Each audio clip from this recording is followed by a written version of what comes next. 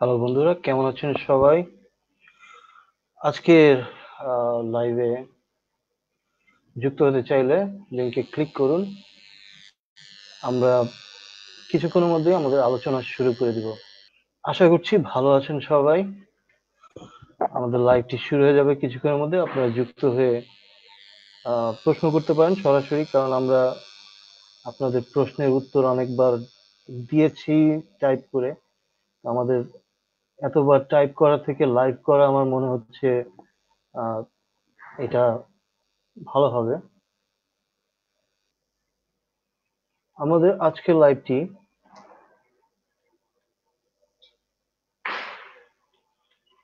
ইউটিউবে দেখানো হবে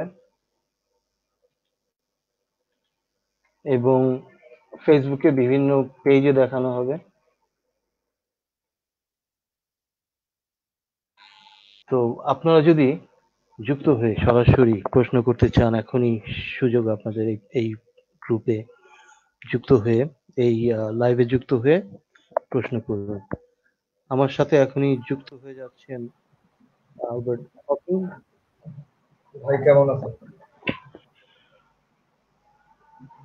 আপনি কেমন আছেন?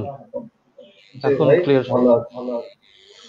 ঠিক আছে, তো আমাদের আর মুমিন ভাইরা যুক্ত হন, যুক্ত হয়ে প্রশ্ন করুন, কারণ আপনারা সবসময় কমেন্ট করে থাকেন, প্রশ্ন থাকে আপনাদের বিভিন্ন বিষয়। তো এখন হচ্ছে আপনারা এই লাইভটিতে যুক্ত হয়ে প্রশ্ন করতে পারেন। আমরা আর 2 মিনিট পরে লাইভ শুরু করে দিব। এখন হচ্ছে, এবং আমার সাথে আছেন আমাদের সহযোদ্ধা আলবার্ট হকিং। উনি দুইজন মহাবিজ্ঞানীকে একসাথে করে, আলবার্ট আইনস্টাইন এবং আহ, হকিংস। আসলে একত্র করার চেষ্টা করেছি, কারণ আমাদের ডে টু ডে লাইফে ওনাদের অবদান অনেক বেশি। যতটা না কোরআনের অবদান, তার চেয়ে অনেক বেশি অবদান ওনাদের। তো হ্যাঁ, ঠিক বলছেন। এটা তাদের প্রতি সম্মান জানানোটাই বলতে পারি। হ্যাঁ, তো যতক্ষণ মুমিনরা যুক্ত না হচ্ছে, আহ, আপনার কাছ থেকে কিছু জানতে চাই যে আপনার ব্যাকগ্রাউন্ডটা কি, মানে আপনার পরিবার কি আহ, মুসলিম ছিল আমার নাকি? অবশ্যই অবশ্যই আমার পরিবার খাঁটি মুসলিম, এবং আমার বাবা মা খুবই ধার্মিক। আচ্ছা। আমিও ধার্মিক ছিলাম, কিন্তু গত 2-3 বছর ধরে আর ইমানটা কাঁথা দিয়ে বেঁধে রাখতে পারছি না। ইমানটা আচ্ছা। হচ্ছে কোনো ফাঁক ফোকর দিয়েই বেরিয়ে যাচ্ছে। আসলে যতটা জানছি ততটা ডার্কনেস এর ভিতরে ঢুকে যাচ্ছে, যে এত এত ডার্কনেস একটা ধর্মের ভিতরে কিভাবে থাকে। আসলে একটা ধর্ম বললে ভুল হবে, যতগুলো ধর্ম থেকে সবগুলো ধর্মের গুজামের ডার্কনেস এসব ছাড়া আর কিছু তো পাই না। ঠিক আছে? ঠিক। তো কবে আপনি বলছেন যে 2-3 বছর যাবত আপনি এই ধর্ম ত্যাগ করে ধর্মহীন হয়ে গেছেন। তো আপনার প্রথম কখন এই অনুভূতিটা আসলো? কারণ আমি এই এই প্রশ্নগুলি কিন্তু আমাকেও করা হয়েছিল আমি যখন যুক্ত হই। আহ, আমি মাতব্বর আজাদ অভিজিৎ ভাইয়ের লাইভে যুক্ত হয়েছিলাম একবার। তো ওই সময়, মুক্তির অনুভূতিতে। জি, মুক্তির অনুভূতি। মানে আপনি যেতে পারেন, আপনি যদি মাতব্বর ভাইকে জানান যে আমি মুক্তির অনুভূতিতে অতিথি হয়ে আসতে চাই, আপনাকেও নিবে উনি। এবং হ্যাঁ হ্যাঁ, এই- আব্বু ভাইয়ের সাথে আমার কথা হয় না, মুক্তির কথা হয়। হ্যাঁ। আসলে হচ্ছে কি বলে যে আমি একটা সময় আসলে যে নাস্তিক শব্দটা, এটা শুনতে আমার হ্যাঁ। গা কেমন কাটা দিয়ে উঠতো। ঠিক আছে, যখন আমি ধরতে গেলে আজ থেকে আরো 5-6 বছর আগে গা কাটা দিয়ে উঠতো। যেমন ধরেন, হ্যাঁ। আমি আসিফ ভাইয়ের উদাহরণ দিই। আসিফ ভাই যখন এই ধরনের হচ্ছে ধর্ম টর্ম নবীদের নিয়ে হচ্ছে এই ধরনের অবমাননা করে পরিচিত, সত্যি কথা বলতে আমার গায়ে কাটা দিয়ে উঠতো। হায় হায় কি বলে, এবং নাস্তিক এই জিনিসটাকে হচ্ছে আমি খুব খারাপ চোখে দেখতাম। হুম, প্রথম প্রথম তো স্বাভাবিক। আমি হচ্ছে তাদের একটা পোস্ট মানে এভাবে এড়িয়ে যেতাম ফেসবুক থেকে, যেমনটা হচ্ছে মানে কেমন যেন লাগতো, এড়িয়ে যেতাম। কিন্তু কতদিন এড়ানো যায়? আমি আমার মনে আছে এখনো, আমি হচ্ছে সূরা তওবার একটা আয়াত দেখছিলাম, যে ওই যে মুসলিমরা হচ্ছে ওত পেতে থাকবে এবং মানে অমুসলিমদের কোপানো ব্যাপারটা, হ্যাঁ, যে ওত পেতে থাকো, হামলা করো। আমি হ্যাঁ বলতেছি যে না, এটা তো কোরআনে থাকতেই পারে। তো আমি আমার বাসার বাংলা কোরআনটা খুলে দেখলাম যে আছে। আমি বললাম আচ্ছা, এটা ভুল আছে। হ্যাঁ? আমি কয়টা অ্যাপস নামাই, 3-4টা অ্যাপস নামাই, নামাই ধর এগুলো হচ্ছে ইহুদি নাসারাদের আছে, এগুলো এডিট করা যায়। তারপরে আমি মানে এভাবে নিজেকে আর বেশি দিন তো সান্ত্বনা দিয়ে রাখা যায় না। তারপরে হচ্ছে আমি মানে সম্পূর্ণ মনের ভিতর ঘৃণা নিয়েই এই নাস্তিকদের লাইভ গুলো দেখতাম। তারপরে বলেন যে মনের ভিতর কিন্তু সম্পূর্ণ ঘৃণা, এবং একবার করে লাইভ দেখার পরে আমি ধরতে গেলে 3-4 রাকাত নামাজ পড়তাম। হায় হায় হায় আল্লাহ, আমার অনেক বড় ভুল হয়ে গেছে, মাপ চাই, আমি আর এগুলো জীবনে দেখবো। কিন্তু এটা একটা একটা জিনিস কি, যে সত্যি জানার আগ্রহটা মনের ভিতর হয়তো অনেকদিন ধরে ছিল, যে আচ্ছা যে ধর্মটা আমি এতদিন ধরে পালন করতেছি সেটা কি আসলে। তো সেখান থেকে আস্তে আস্তে জানা শোনা। আর ওই যে কিছু কিছু মুমিন ভাই বিভিন্ন লাইভে যুক্ত হয়ে বলে, ভাই আমি নাস্তিক হতে চাই, কি হুম করতে হবে ভাই? নাস্তিক কেউ বলে কয়ে ওই যে মুসলমানদের মতো তওবা করে কেউ মুসলমান হয় না, বা নাস্তিকদের এই ধরনের কোনো নাই যে লা ইলাহা ইল্লাল্লাহ নাস্তিকবাদ সুবহানাল্লাহ এই ধরনের, নট লাইক দ্যাট। আপনার হ্যাঁ ভেতরে জানার আগ্রহ থাকলে আপনি কি হবেন সেটার কোনো ডেফিনেশন দেওয়ার তো দরকার নেই। আপনার সেটাই। বিবেক যদি বলে এগুলা জানার পরে যে হ্যাঁ একটা ধর্ম এতটা বর্বর, এগুলো জানার পরে যদি আপনার বিবেক বলে যে হ্যাঁ ইউ ক্যান কন্টিনিউ ইউর ধর্ম, ইউ ক্যান। আর যদি বিবেক না বলেন তাহলে কিছুই না। হ্যাঁ এই আর কি। বিষয়টা হচ্ছে যে আপনি যখন জানবেন আহ, যে আপনি যখন জানবেন যে আপনার ধর্মের মধ্যে কত জিনিস খারাপ আছে, এবং আপনি আপনার ধর্ম আপনার নবীর থেকে আপনি ভালো, মানে নবী তো কত কি মানে আকাম কুকাম করছে, যেগুলি যেগুলি আমরা চিন্তাও করতে পারি না, তাই না? যে হুম মনে হুম। করে এখন এক- এখন নবী সে যদি সর্বশ্রেষ্ঠ মানুষ হয়ে তার চরিত্রটা এমন থাকে যে যেটা শুনলেও ঘৃণা লাগে, তাহলে সে কিভাবে নবী হয়, তাই না? তো এই কারণে বলে কয়ে কেউ ধর্ম ত্যাগ করতে পারে না, কিন্তু এটা একটা এক সময় আপনার মধ্যে এই এই চিন্তাটা আসবে যে আমি যেটা বিশ্বাস করছি এটা কি সত্যি কিনা, একটু যাচাই করে একটু পড়ে দেখি, বা এই নাস্তিকরা কি বলে।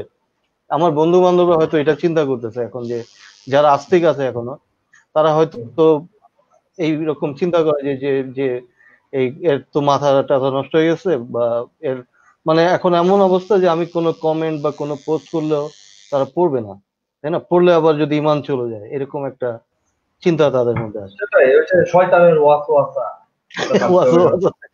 কিন্তু কিন্তু কেউ আল্লাহ কিন্তু স্বয়ং বইলা দিচ্ছে যে হাদিসেও বলছে, কোরআনেও বলছে যে যাদের জান্নাতে নিবে জান্নাতীদের কাজ করাইয়া নিবে, করাইয়া জাহান্নামীদের নিবে, জাহান্নামীদের কাজ করাইয়া নিবে। হ্যাঁ? করাইয়া নিবে, এটা কিন্তু একদম ঠিক অ্যাক্টিভ কথা। অ্যাক্টিভ ফর্ম না, এটা কিন্তু প্যাসিভ। ঠিক আছে, আমরা কিন্তু আল্লাহর হাতের পুতুল। তাই না? আমাদের এক্স্যাক্টলি দোষ তাই, কি? এক্স্যাক্টলি। আমরা আমাদের দোষ এবং কি করি?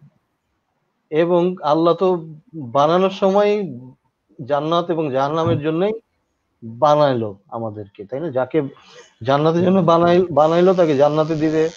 এখন জাহান্নামের জন্য যাকে বানাইছে সে হাজার চেষ্টা করলেও জান্নাতে যেতে পারবে না। হ্যাঁ, সেটাই। তাহলে তাহলে ওই যে এই হাদিসটা তো আছে যে তাহলে আমলের কি মূল্য রহিল। হ্যাঁ, হুম, তো এই চক্রাকার যুক্তি, এই যেমন জাকির নায়েক টাইক দেয় যে আল্লাহ সবই জানে কিন্তু আমাদের নিজেদের ইচ্ছায় আমরা কাজ করতে পারি, এটা পুরা হুম। মিথ্যা কথা বলে, হাদিসের বিপরীতে কথা বলে। মানে কারণ কি, ওই যে ব্যাপারটা ওইরকম হয়ে গেল যে আল্লাহর নির্দেশ ছাড়া গাছের পাতাও নড়ে না, কিন্তু আল্লাহর হুম, নির্দেশ ছাড়া মানুষের মন চলে। কি একটা ব্যাপার! গাছের পাতা কই আর মানুষের মানে মন কই? মানুষের কোরআন কোরআন শরীফে কিন্তু কুকুর বিড়ালের কথা এতবার বলা হয় নাই, মানুষের কথাই বলা হয়েছে। আল্লাহ মানুষ এবং জিন জাতিকে সৃষ্টি করছে তার ইবাদতের জন্য, তাই না? তো আল্লাহর মূল লক্ষ্যটাই হচ্ছে মানুষকে দিয়ে তার ইবাদত করবে। তাহলে কি আল্লাহ মানুষের ফুল কন্ট্রোলটা তার নিজের হাতে রাখে নাই? অবশ্যই রাখে। আমরা এখন যে আল্লাহর বিরুদ্ধে কথা বলতেছি এটা আল্লাহ জানে, এবং এটা আল্লাহর নির্দেশেই বলতেছি। এবং ভাই একটা জিনিস কি, যে হচ্ছে ধরেন আমি 24-25 বছর ধরে একটা ধর্ম পালন করে আসছি, না জেনে মনে প্রাণে পালন করে আসছি। সেই ধর্মটা ছাড়তে কিন্তু আমার খুব বেশি ভালো লাগে না। অনেক বেশি কষ্ট হয়েছে যে হায় হায় এত বছর কি করছি, আমার জীবনের 24-25টা বছর আমি মিথ্যা জিনিসের উপর ইনভেস্ট করছি। এই জিনিসটা কিন্তু ভাই ধরতে গেলে ওই যে এমএলএম ব্যবসার মতো, যে আমি একটা জায়গায় 10 লাখ টাকা ইনভেস্ট করছি, 24-25 বছর পরে যে আমি একদম একটা জান্নাতি হুর পাবো, জান্নাত পাবো, তো এখন এসে দেখতেছি বিবেক খাটায় দেখতেছি বা লজিক খাটায় দেখতেছি সবই ভুয়া, এবং আমার মূল ধন সব চলে গেল, আমার ইনভেস্ট সব চলে গেল। ব্যাপারটা অনেক হ্যাঁ, কষ্টকর না? ঠিক। এই যে কারণেই অনেক অনেক মানুষ এই নাস্তিকদের সাথে কথা বলতে চায় না, কারণ কি তারা মনে করেন যে এখন বুড়া হয়ে গেছে, 70-80 বছর বয়স, এখন তো তাদের মাথায় এগুলি ঢুকবে না নতুন করে, তাই না? আর তারা নতুন কিছু চিন্তাও করতে চায় না, যে আহ, তারা তাদের বিশ্বাসটা যে ভুল ছিল এটাও তারা স্বীকার করতে চায় না। হুম, যেমন হুম। এই এই এই যেমন কিছু লোক আছে যারা বুঝতে পারে, আহ, কিন্তু তারা এটা এটা নিয়ে ভাবতে চায় না। আবার কিছু লোক আছে যারা যারা হচ্ছে বুঝেও পালন করে যাচ্ছে। আপনি যদি মুফতি মাসুদ সাহেবের লাইভে যান, হ্যাঁ, মুফতি হ্যাঁ, মাসুদ উনি বলেছিলেন যে ওনার সাথে অনেকগুলি হুজুর আছে, অনেক হাফেজ যারা অলরেডি নাস্তিক, হ্যাঁ, তারা তার মতোই, কিন্তু কেউ ওনার মতো বের হয়ে আসে নাই, এখনো হুম, মসজিদে মানে কি ইমামতি করে যাচ্ছে। কিন্তু তারা মনে মনে ঠিকই জানে তারা হচ্ছে কি করতো, তারা হচ্ছে রোজার দিনে এই দুপুর বেলায় ঘরের দরজা বন্ধ করে ভাত টাত খেয়ে আবার বের হতো। হ্যাঁ, তখন বাইরে গিয়ে বলতো যে রোজা, ঠিক আছে, অথচ হ্যাঁ, সে কিন্তু রোজা রাখতো না, সে এই লুকায় লুকায় ভাত টাত খাইতো, ঘুম টুম দিয়ে আবার সন্ধ্যাবেলা নামাজে ইমামতি করতো, আবার তারাবির নামাজও পড়াইতো। হ্যাঁ, তো এই লোক হুম। ভণ্ড লোকগুলি মানে এই মুফতি মাসুদ সাহেবের কাছে শুনবেন যে এই হুজুরদের মধ্যে কত ভণ্ড আছে, এবং এরা আসলে কিন্তু তাদের জন্য আমাদের আসলে করোনা হয়, করোনাটা হচ্ছে এই জন্য যে তারা কিন্তু জন্মের পরে থেকে আর কিছু শিখে নেয়, তারা শিখছে এই কোরআনটা, এবং এই কোরআন বিক্রি করে তাদের খাইতে হবে।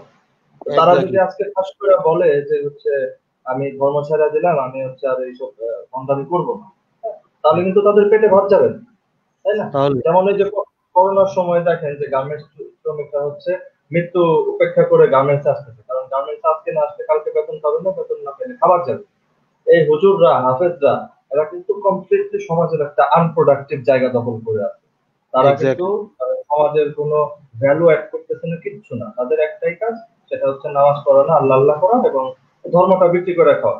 ভয়ানক হাদিসে এক্স্যাক্টলি। বলা হয়েছে যে কোরআন শিক্ষা করে তোমরা হচ্ছে অর্থ খুঁজে দিও, কিন্তু এটা কি আসলে হচ্ছে? হচ্ছে না কিন্তু। আমরা কিছুদিন আগে দেখলাম হচ্ছে তারা লাইভে আসছে, লাইভে এসে কান্নাকাটি করতেছে, বিকাশ নাম্বার দিয়ে রাখছে, টাকা টাকাই করতেছে। তারা কিন্তু হ্যাঁ, কাইন্ড অফ ভিক্ষা করতেছে, ডিজিটাল ভিক্ষা করতেছে, অবশ্যই। তাই না? এবং কিন্তু করার আহ, হ্যাঁ, তারা তারা তো কোনো কিছু করতে শিখে নাই। আর আরেকটা বিষয় হচ্ছে যে এই হুজুরগুলি সারা বছর এই হা করে থাকে কখন রোজার মাসটা আসবে। এই রোজার মাসে কিন্তু তাদের মেইন ইনকামটা হয়। তারা এই যে নামাজগুলি করায় বা মিলাদ পড়ায় বা যাই কিছু এই রোজার মধ্যে কিন্তু অনেক বেশি ইনকাম করে। মনে করেন হ্যাঁ, যে, exactly।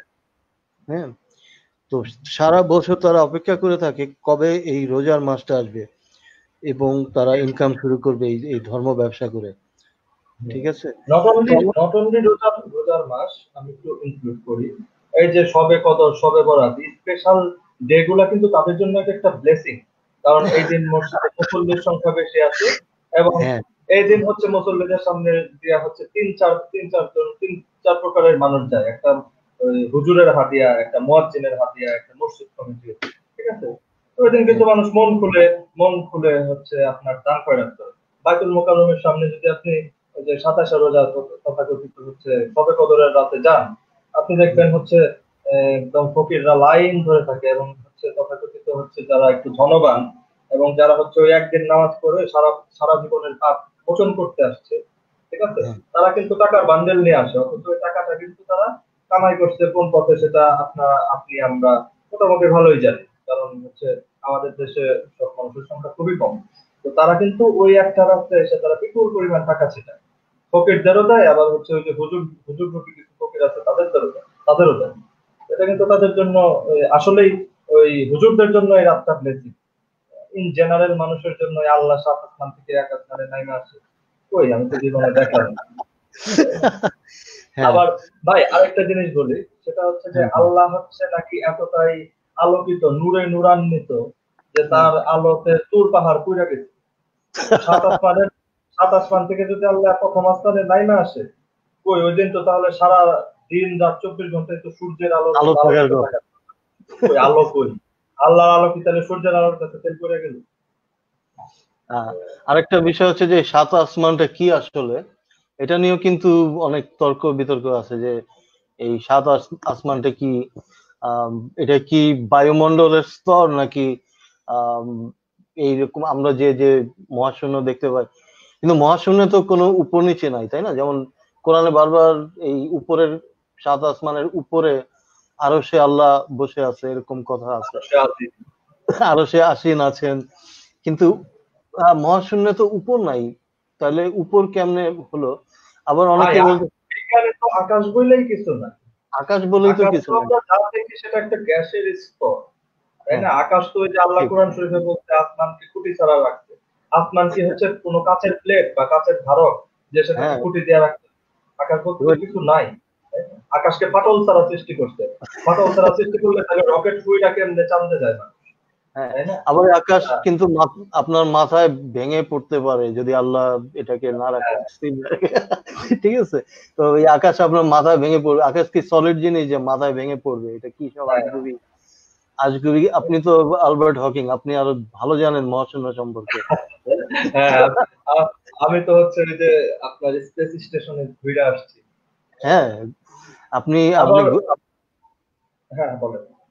হ্যাঁ, যেহেতু আপনি এই ব্ল্যাক হোল, তারপরে বিগ ব্যাং থিওরি, আপনার স্টিভেন হকিং এর একটা বড় তত্ত্ব ছিল হচ্ছে যে এই ইউনিভার্স কিভাবে সৃষ্টি হলো, তারপর হুম, ব্ল্যাক হোল, যদিও সরি আইনস্টাইন প্রথমে ব্ল্যাক হোলের কনসেপ্টটা দিয়ে থাকে, concept, হ্যাঁ, কিন্তু এটা হ্যাঁ কনসেপ্টটা ছিল আইনস্টাইনের প্রথম রিলেটিভিটি থেকে, কিন্তু আপনার হকিং সাহেব এটাকে আরো স্টাবলিশ করে গেছে, তার থিওরি আছে। precisely বলতে সরি, আরেকবার বলেন। আরো আরেকটু প্রিসাইজলি সে বর্ণনা করতে পারে।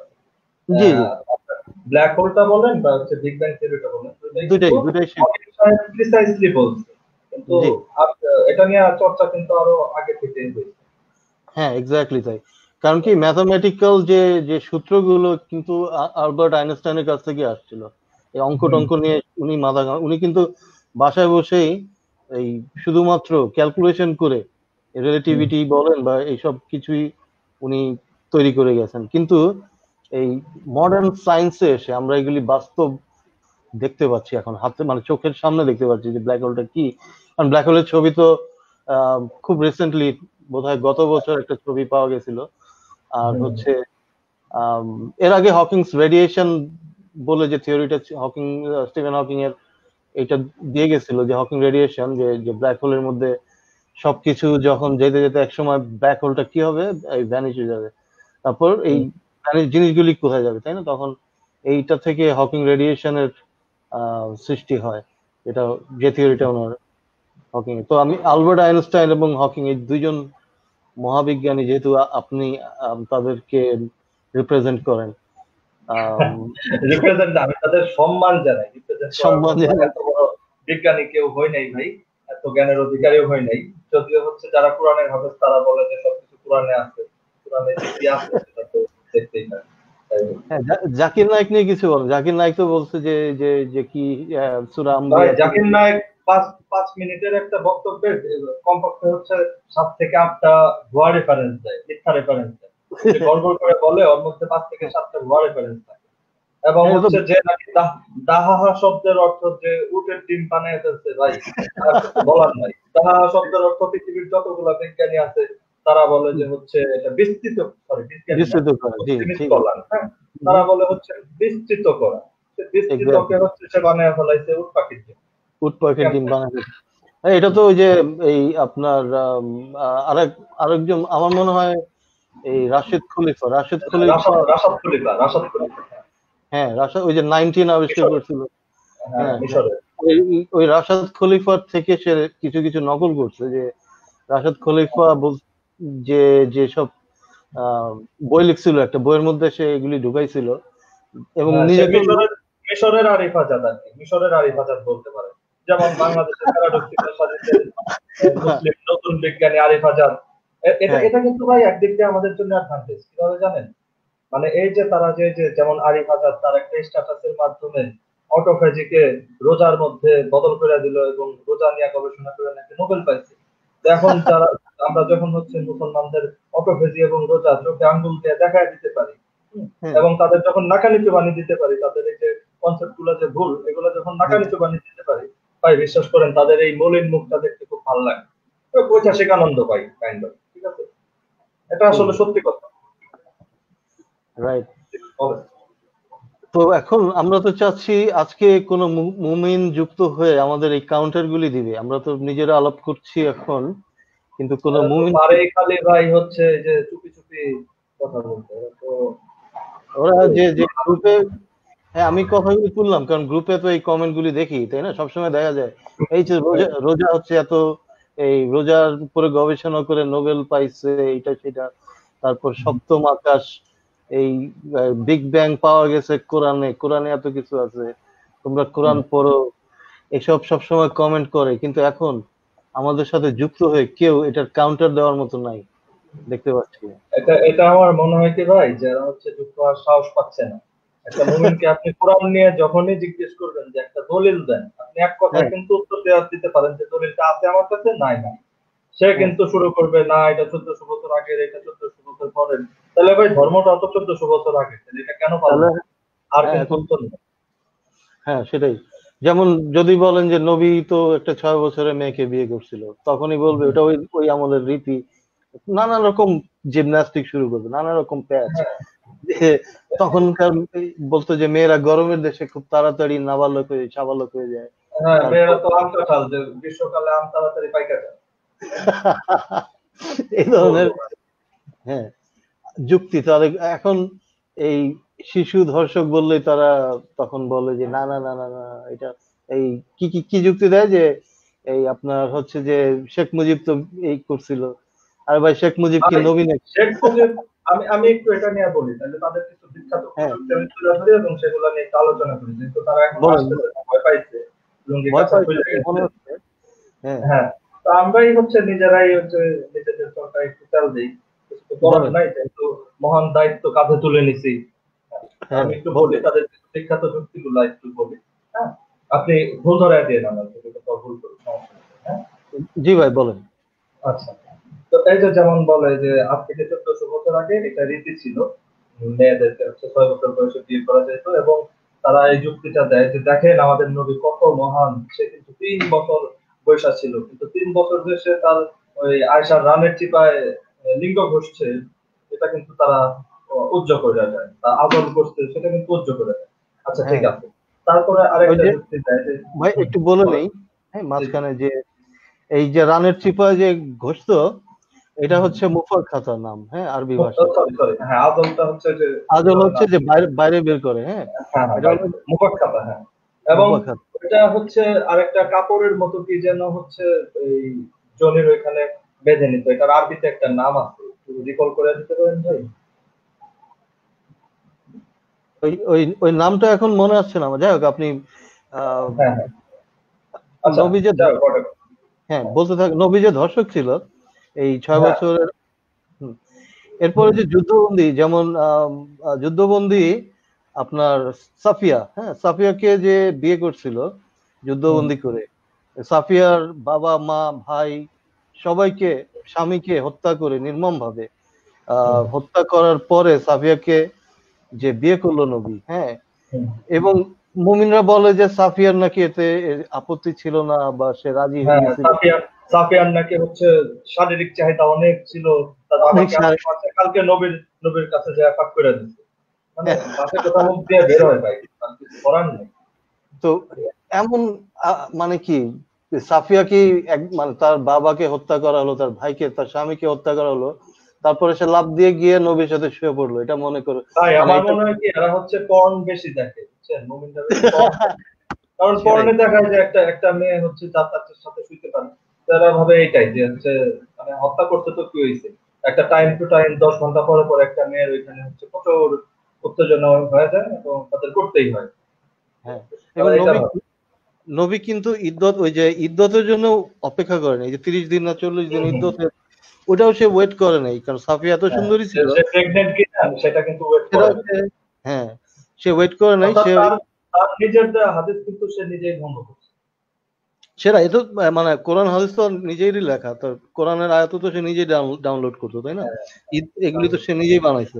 তো সাফিয়াকে দেখে সে আর লোভ সামলাইতে পারে না, ইদ্যতের গুল্লি মারি সে মানে ওই সময় হুম, শুরু করে বিসমিল্লাহ বলে শুরু করে দিছে হ্যাঁ, ওইখানে। তারপরে ওই যে হাফতার বেডে আরেকটা হচ্ছে যে মিশর থেকে আসা দাসী, নাম যেন কি হ্যাঁ, ভুলে গেলাম। মারিয়া মারিয়া কিপ্তিয়া।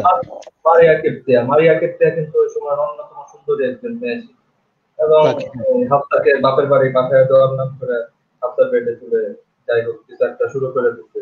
এবং মুমিন রায় হাদিসে বলে যে না, নবী তো হচ্ছে সেখানে ওই মাগফিরা নামে কি যেন একটা মধু ছিল, হ্যাঁ, মাগাফির হ্যাঁ, না মাগফিরা, এই ধরনের আঠালো এক ধরনের ফলের রসের মতো ছিল, ওইটা মধু নাকি ছিল। খাইতে গেছে। হ্যাঁ, মধু মধু টাইপের, মধু না মধু হ্যাঁ, টাইপের ছিল না? ওইটা নাকি আচ্ছা। খাইতে গেছিল। কিন্তু তাহলে মধু খাইতে গেলে সে কেন আয়েশাকে বা হচ্ছে হাফসাকে বলবে যে তোমরা এটা নিয়ে কারোর কাছে মুখ খুলো না, আমি নিজের উপর এটা হারাম করে নিলাম? কিন্তু পরক্ষণে তার বন্ধু আল্লাহ তাকে বলল যে হচ্ছে না, এটা আমি তোমার উপর হালাল করছি, তুমি কেন হারাম করে নিলে? হুম। আমাদের সাথে তো একজন অতিথি মনে হয় যুক্ত হয়েছেন, ফারুক খান। আম, জি জি। আমি ফারুক খান, আপনি কি আনমিউট করে কিছু বলতে চান? তাহলে আপনাকে ফ্লোর দিচ্ছি, আপনি আনমিউট করে কথা বলুন, আপনার মাইক্রোফোনটি আর আপনার ক্যামেরা অফ করে দিতে পারেন আপনি ইচ্ছে করলে। জি জি, ফারুক আপনি খান ভাই আপনি বলেন।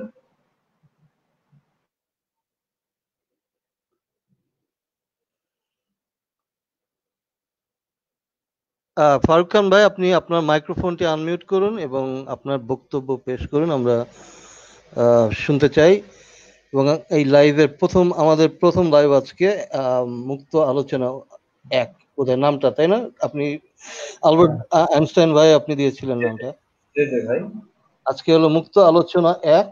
এবং ফারুক ভাই, যুক্ত হওয়ার জন্য স্বাগতম, এবং আপনি শুরু করেন, আপনার আপনার কি বক্তব্য আছে হ্যাঁ, বলুন। আপনাকে আপনাদেরও স্বাগতম এবং সবাইকে শুভেচ্ছা নতুন দিনের। ধন্যবাদ। ধন্যবাদ ভাই। হ্যাঁ, হ্যাঁ, বলুন এখন আমি কি কিছু প্রশ্ন করতে পারি? হ্যাঁ, অবশ্যই। অবশ্যই। এখন আমার প্রশ্ন ধর্ম বিষয়ক। এখন এটা যদিও হয়তো অনেকে মাইন্ড করতে পারে যে ভাই আমরা ধর্ম নিয়ে আলোচনা করতে বসছি, নো প্রবলেম, আপনি যে কোনো বিষয়ে প্রশ্ন করতে পারেন। হ্যাঁ, শুধু গালাগালি করেন না ভাই। না না, গালাগালি, এটা কেমন কথা? হ্যাঁ, গালাগালি ছাড়া এবং এই বাপ মার প্রমাণ, এইসব এইসব না বলে আপনি মানে কি যে কোনো প্রশ্ন করতে পারেন, শুধুমাত্র বাপ মা এবং অন্য এই এই ধরনের কথা না বললে। চু এগুলা চু। তো গালি গালাজ করবেন না। আচ্ছা, আমরা না পরক্ষণ না, ভাই আমি ভাই আমি ভাই বলেন। আমি এখানে দেখা যাচ্ছে যুক্তিসঙ্গতই আলোচনা লিপ্ত হতে চাই, যেটা দেখা যাচ্ছে কি যে হয়তো আমি কোরআন হয়তো বেশি অধ্যায় পর্যন্ত পড়িনি। আহ উম 2-3 পারার মতো পড়েছি, সূরা বাকারার এটা দেখেছি আর একটা, এই দুইটা, তার মধ্যে এই দুইটা পড়ে দুইটা প্রশ্ন আছে আমার মনের মধ্যে। জি ভাই বলেন। এবার প্রশ্নটা আছে একটা, যে এই যে হরমোন আমাদের সবার, বিশেষ করে ছেলেদের হরমোন, কোরআনে বলা আছে যে পাজর এবং পিঠের হাড়ের মাঝখান থেকে আসে। ভাই আচ্ছা, এবার জিনিসটা ভাই কি জিনিসটা কি হরমোন নাকি বীর্য? হ্যাঁ, হ্যাঁ, হরমোন, ওটা বাংলায় বীর্য বলে, হরমোন আর কি। না ভাই, না না না না, ভাই, স্পার্ম, এটা হলো হয় স্পার্ম বলবেন ইংলিশে, আর বাংলায় হচ্ছে বীর্য। এই যেটা মানে যেটা কোরআনে বলা হচ্ছে সবে গিয়ে স্খলিত পানি, হ্যাঁ, এই মানে বাংলা তর্জমাতে এটা বলা আছে যে সজোরে স্খলিত পানি থেকে সৃষ্ট, যেটা আসছে আপনার মেরুদণ্ড এবং বক্ষ পাঁজরের মধ্য থেকে। মাঝখান থেকে, ঠিক, হ্যাঁ। হ্যাঁ, আপনি এটা বলতে চাইছেন তাই না? এটা হরমোন হ্যাঁ না ভাই, হ্যাঁ এটা এটা হলো ওই ওই ওই ফ্লুইডটার কথা, ওটা স্পার্মও না। এটা হচ্ছে সিমেন, যেটা সিমেনের মধ্যে স্পার্ম একটা অংশ। সিমেনের পুরোটা কিন্তু স্পার্ম থাকে না, সিমেনের মধ্যে কিছু লিকুইড থাকে, কিছু এটা হচ্ছে আপনার পিচ্ছিল পদার্থর মতো লিকুইড, এটার সাথে স্পার্ম থাকে, যেটা হলো আপনার মেয়েদেরকে প্রেগনেন্ট করে, এই এই লিকুইডটা। তো এর মধ্যে কিছুটা হ্যাঁ, স্পার্ম। জি জি হ্যাঁ, এইবার বলেন। বলুন, এটা এটা নিয়ে আপনার কি প্রশ্ন? আমরা কিন্তু কোরআনের এক্সপার্ট না আমরা, বুঝছেন তো। আমার সাথে হকিং ভাই আছেন, উনি একটু, উনি হয়তো আমার চেয়ে বেশি কোরআন পড়েছেন, কিন্তু মানে এই যে এই জিনিসটা নিয়ে কি আপনার প্রশ্ন, যেটা কি ঠিক না ভুল এটা?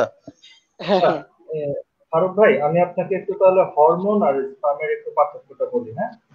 হ্যাঁ বলেন, সমস্যা নেই। আচ্ছা, আমাদের শরীরে হরমোন মেইনলি নির্গত হয় কখন জানেন? হরমোন নির্গত হয় বিশেষ কিছু কারণে। যেমন আপনি যে হচ্ছে ছোটবেলা থেকে বেড়ে উঠতেছেন, সেটা তৈরি হয় হ্যাঁ হচ্ছে গ্রোথ হরমোনের কারণে।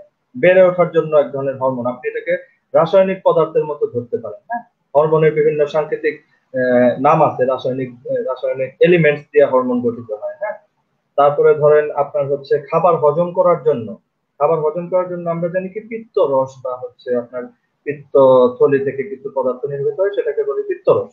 কিন্তু এই পিত্ত রসটা যে নির্গত হতে হবে, সেটা কিন্তু কিছু কিছু হরমোন নির্গত হবে। তো আমাদের শরীরে হরমোন নির্গত হওয়ার জন্য বেশ কিছু হচ্ছে গ্রন্থি আছে, যেমন পিটুইটারি গ্ল্যান্ড আছে, তারপরে হচ্ছে অগ্নাশয় আছে, অগ্নাশয় থেকে কিছু হরমোন নির্গত হয়। ঠিক আছে, তারপরে আপনি যখন হচ্ছে, যেমন আপনার যখন যৌন কামনা জাগে, তখন আপনার ব্রেন থেকে কিছু হরমোন নিঃসরণ হয়। আপনি যখন হচ্ছে কোনো মেয়ের প্রেমে পড়েন, তখন আপনার ব্রেন থেকে কিছু হরমোনের নিঃসরণ হয়। ঠিক আছে, এগুলো হচ্ছে হরমোন।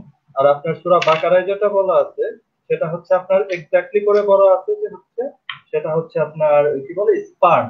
ঠিক আছে, সজোরে স্খলিত পানি, বীর্য, এটার কথা বলা আছে।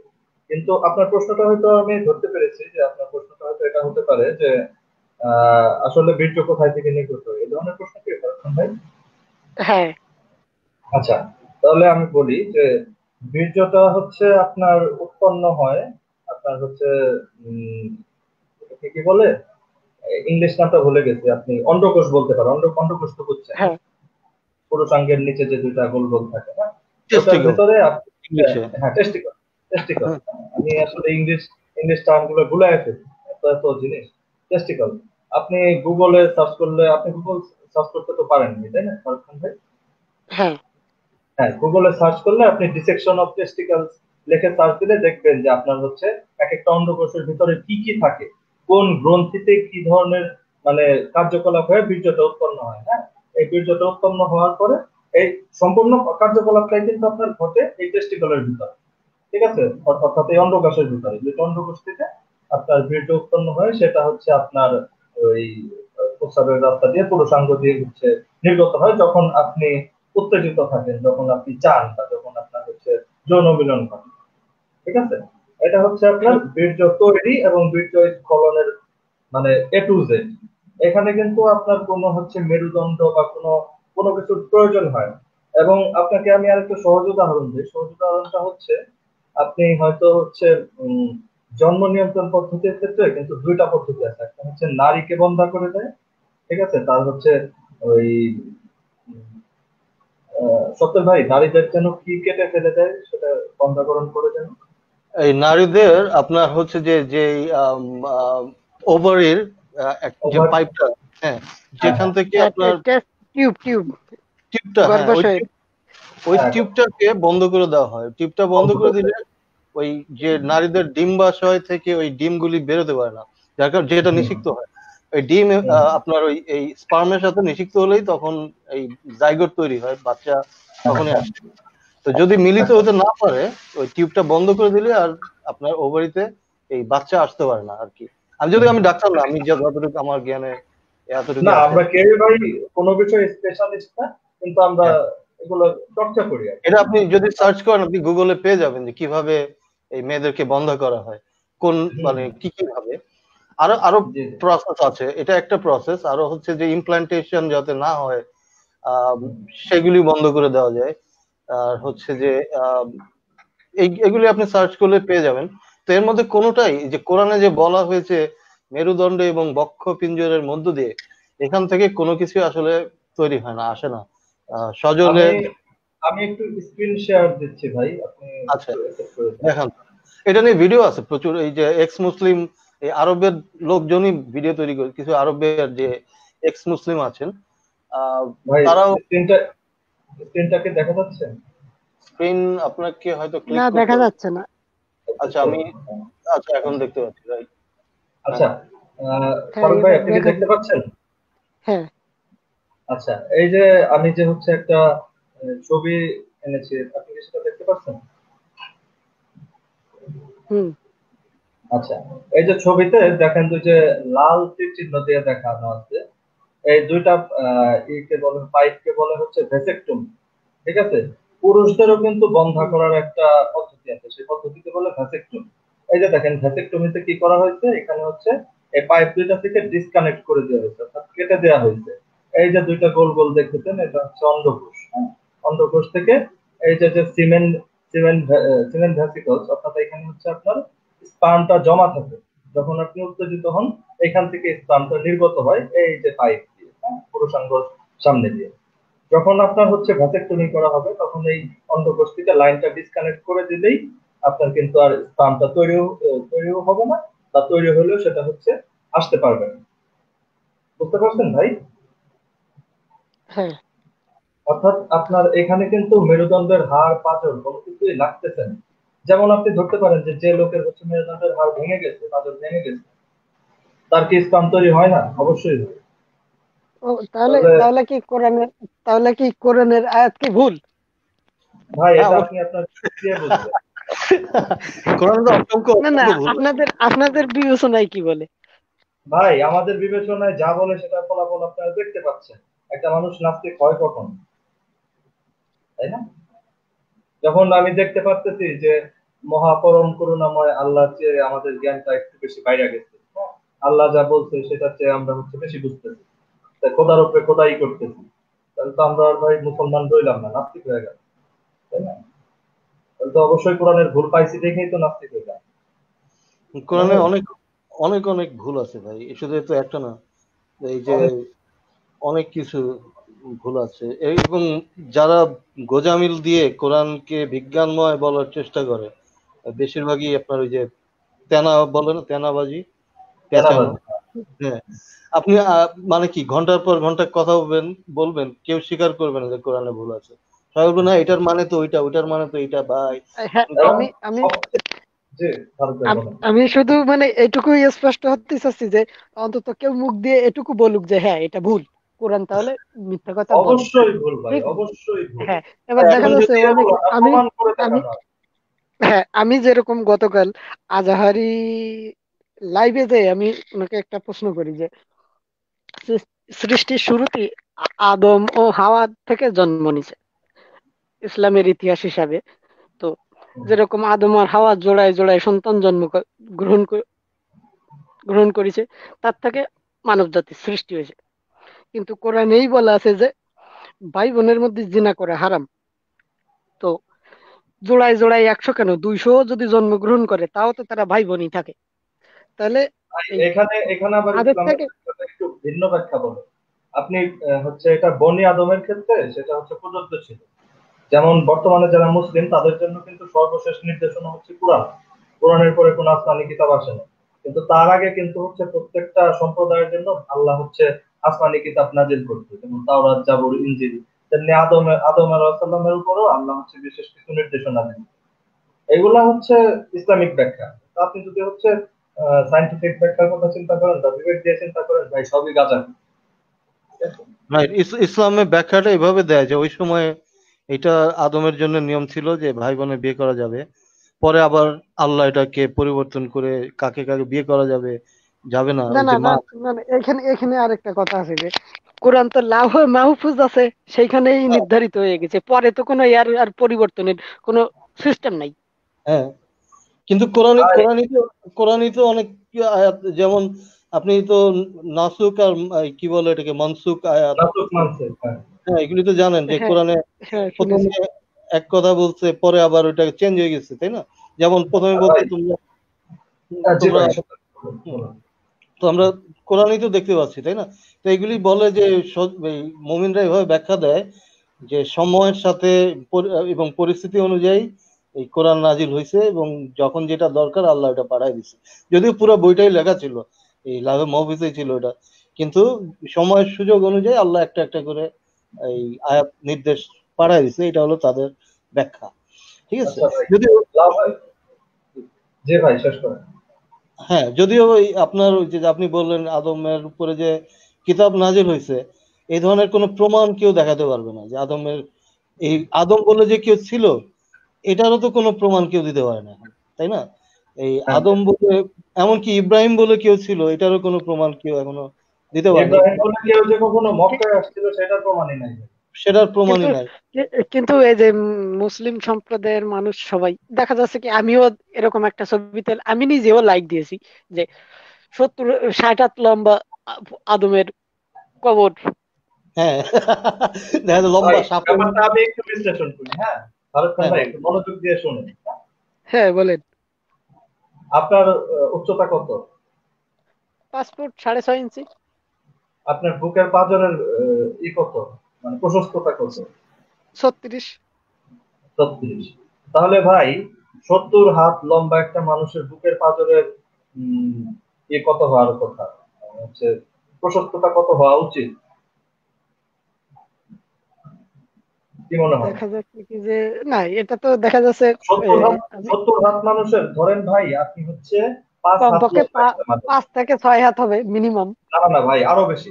আপনি ধরেন আপনার উচ্চতা হচ্ছে 4 হাত, হ্যাঁ 4 হাত আপনার হ্যাঁ, উচ্চতা।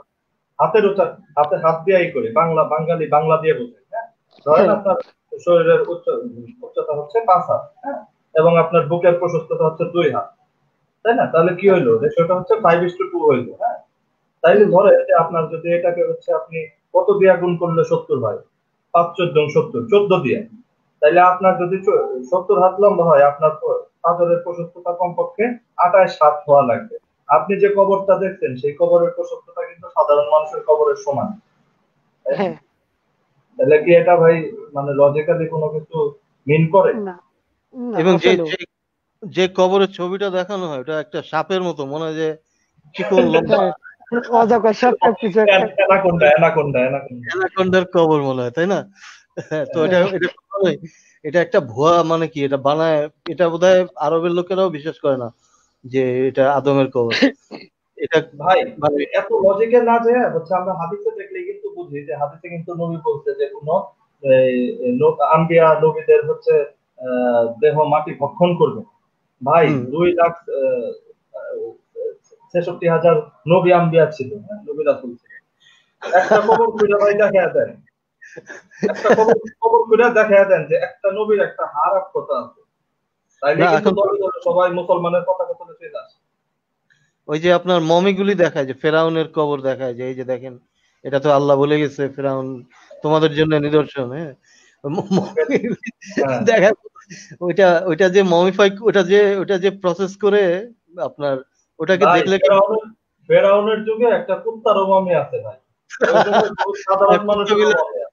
ওই ওই আমলে তো কুত্তা বিলাই সবাই মমি করে রাখা হতো, ঠিক আছে, একসাথে তারা- কবর দেওয়া হতো। ভাই ইভেন ইদানিং হচ্ছে কিছু কিছু সংস্থা তারা হচ্ছে টাকার বিনিময়ে মানুষ, যারা ধনী ধনী মানুষ তাদের লাশ মমি করে রাখতেছে। ম্যাটার, তাই না? এটা তো আল্লাহ সংরক্ষণ করতে হয় না।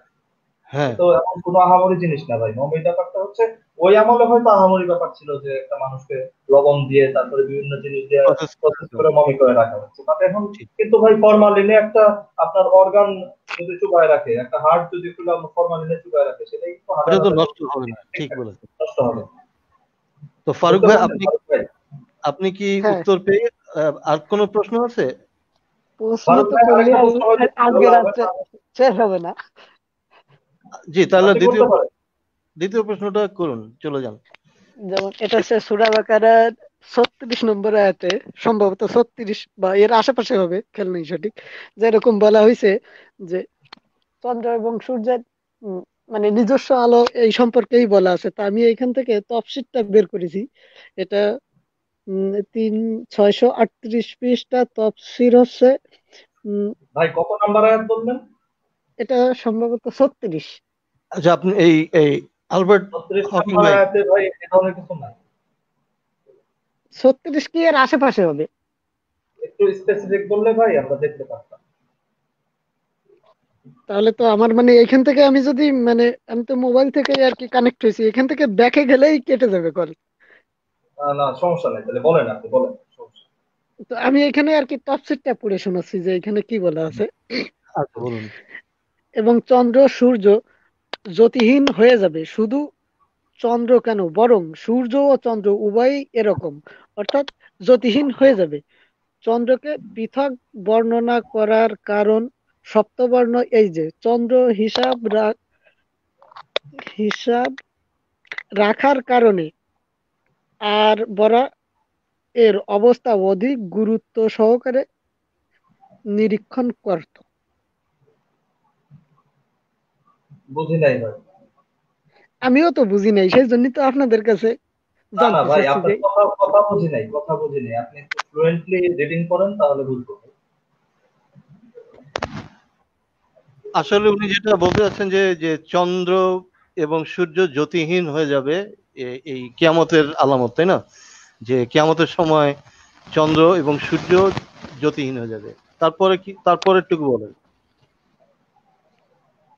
সেদিন মানুষ বলবে, এখন পালায়নের জায়গা কোথায়? ইশরাত ঠিক আছে। হচ্ছে কখনই পালায়ন সম্ভবপর নয়। হুম। তারপর হ্যাঁ, কেননা কোথাও আশ্রয়স্থল নেই। সেই দিন আপনার পালন কর্তার কাছে ঠাঁই হবে। এরূপ হয় জান্নাতে যাবে, না হয় জাহান্নামে যাবে।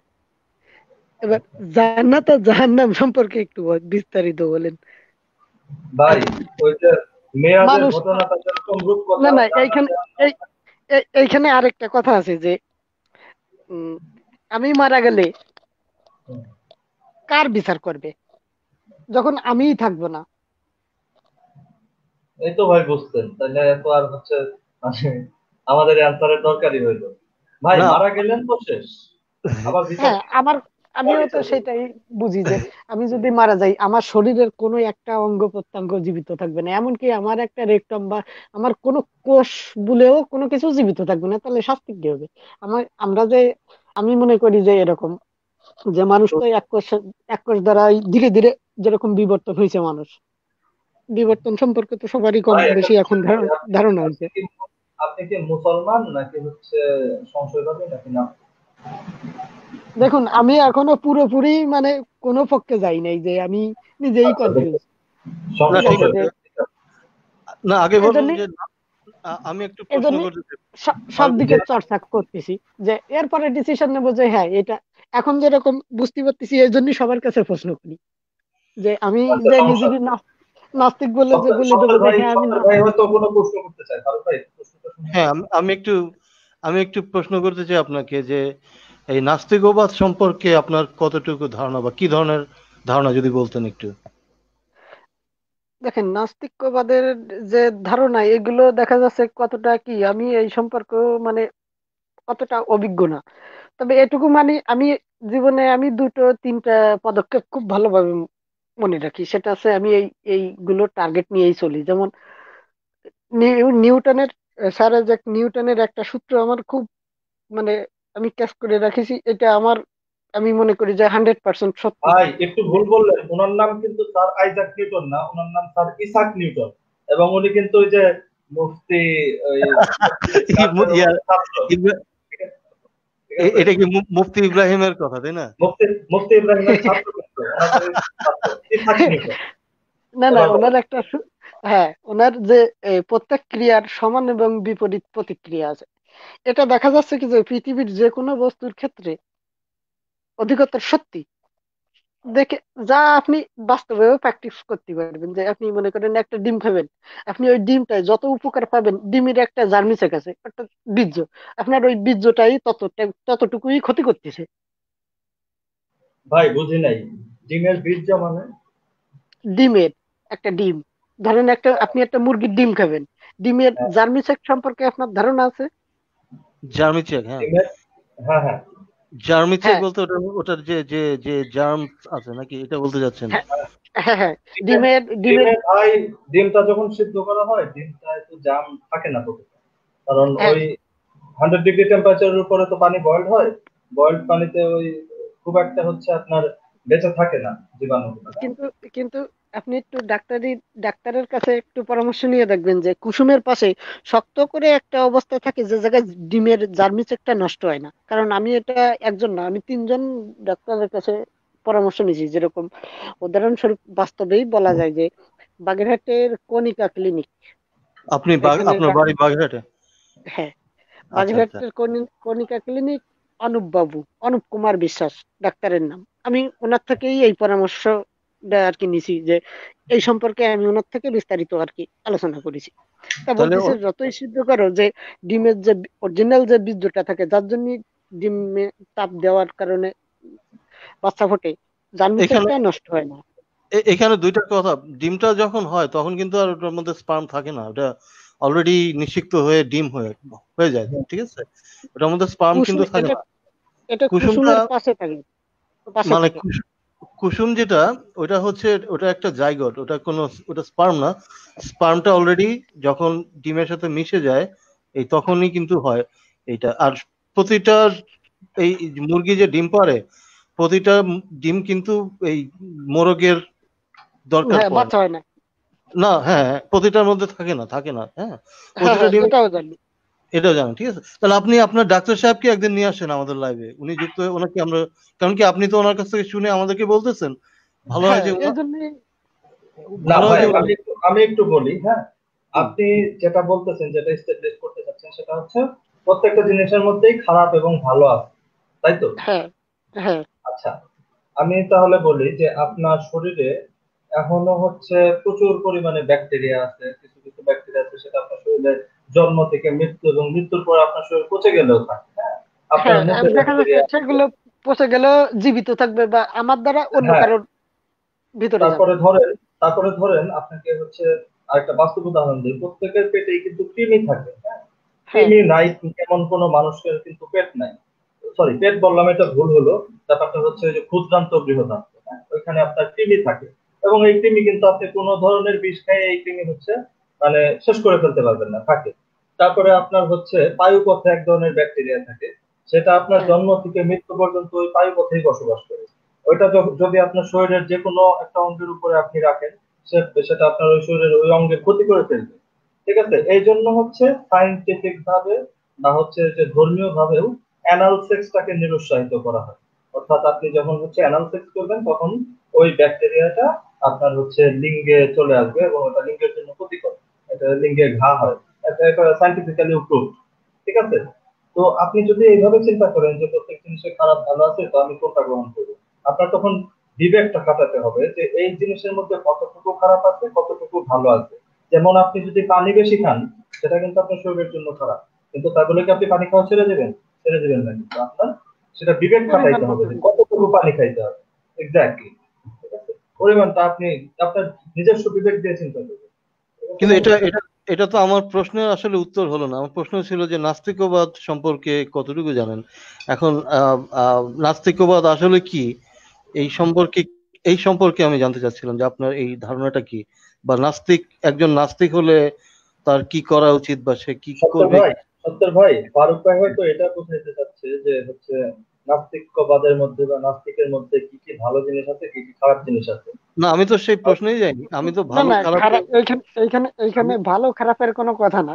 কথাটা কথাই হচ্ছে আমি যে না, নাস্তিক নাস্তিক আমি এটা মনে করি যে যারা হয়তো নাস্তিক এখনকার সমাজের, এরা দেখা যাচ্ছে মুক্ত চিন্তা কাদেরকে বলা হচ্ছে, যে এরা সবার স্বাধীনতা দিচ্ছে, সুন্দরভাবে পৃথিবীর সকল প্রকারের মানুষ যাতে সুন্দরভাবে জীবনযাপন করতে পারে, তারা সেই সব নিয়েই চেষ্টা করতেছে। কিন্তু কোন নাস্তিক এরকম বলতেছে না যে এই আজকে আল্লাহর কল্লা উড়াই দেব, বা ঈশ্বরের কল্লা আজকে উড়াই দেব।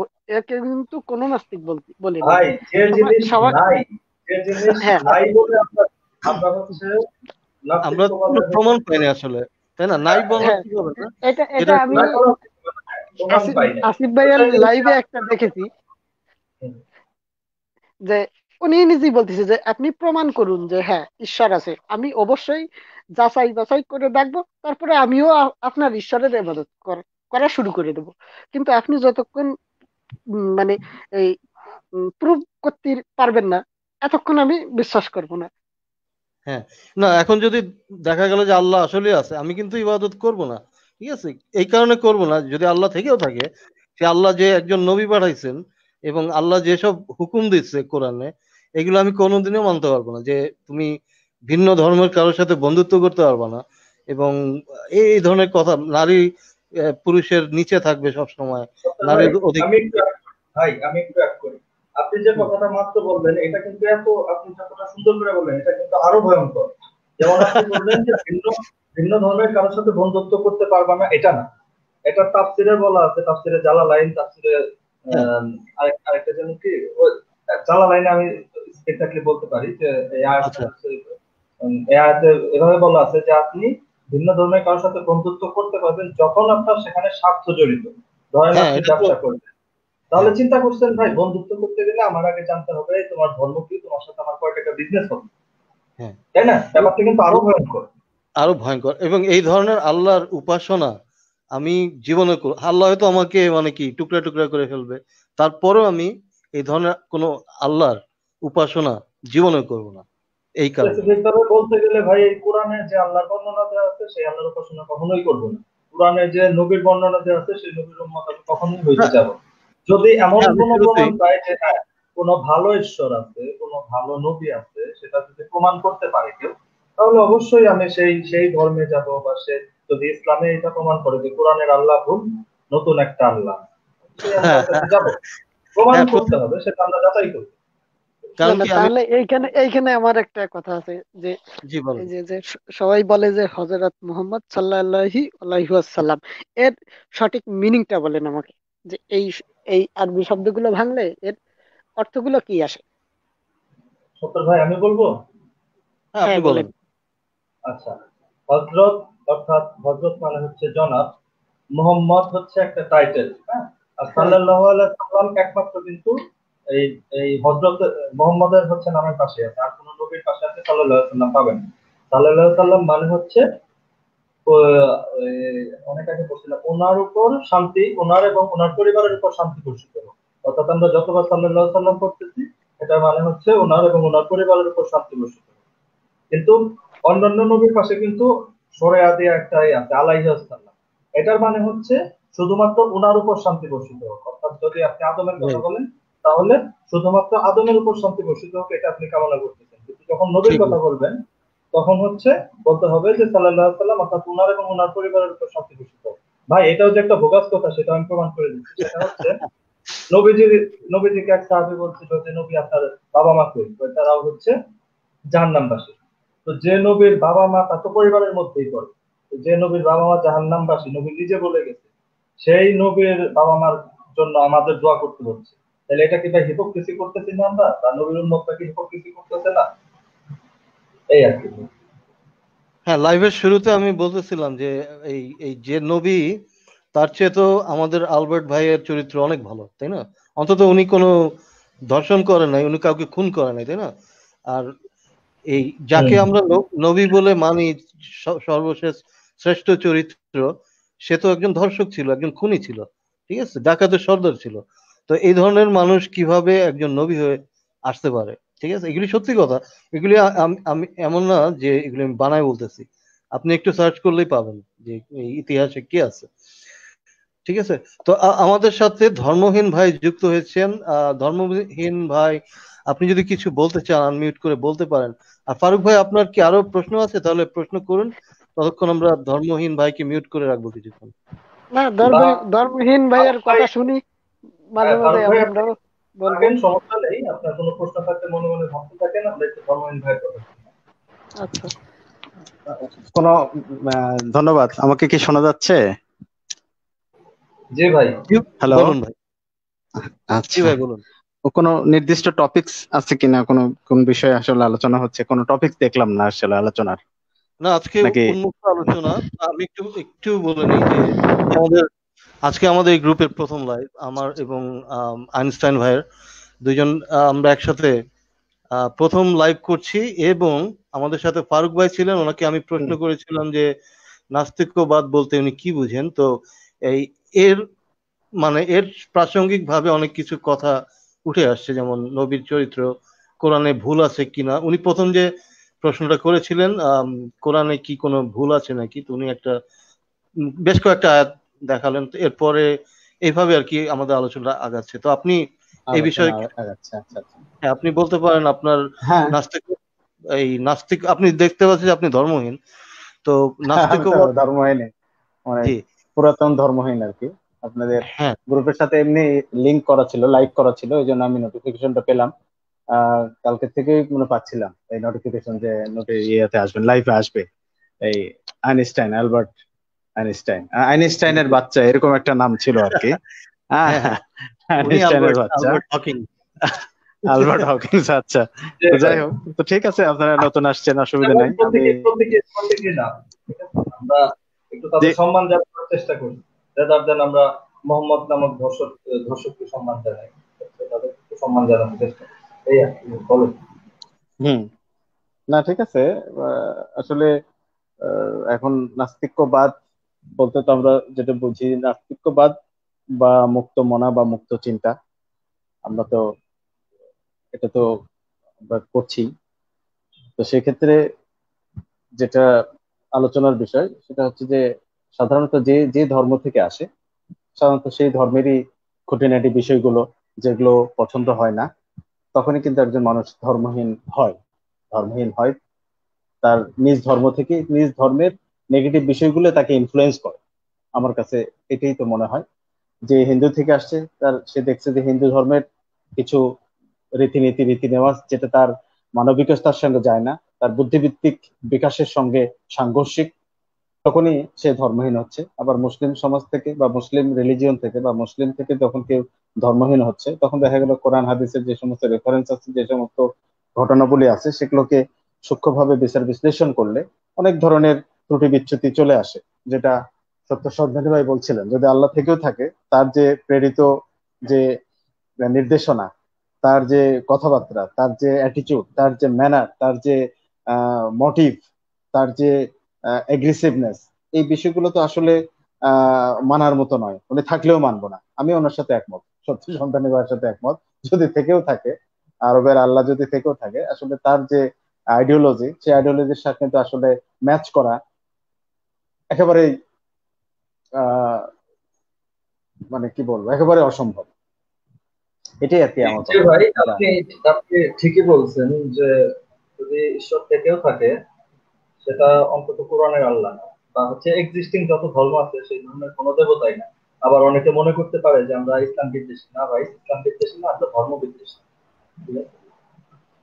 হ্যাঁ হ্যাঁ আমি হ্যাঁ হ্যাঁ, আস্তিকদের একটা সবসময় কমন কথা হলো, নাস্তিক মানে হলো ইসলাম বিদ্বেষী।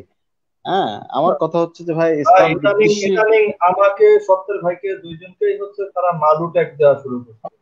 অথচ হ্যাঁ আমরা হ্যাঁ হ্যাঁ, এই হিন্দু ধর্মের কত কত কত জিনিস নিয়ে আমরা ট্রল করি, অথচ না তারা এটা ভাই, দেখেই না। তারা, আমরা নাকি হিন্দুদের টাকা খাই।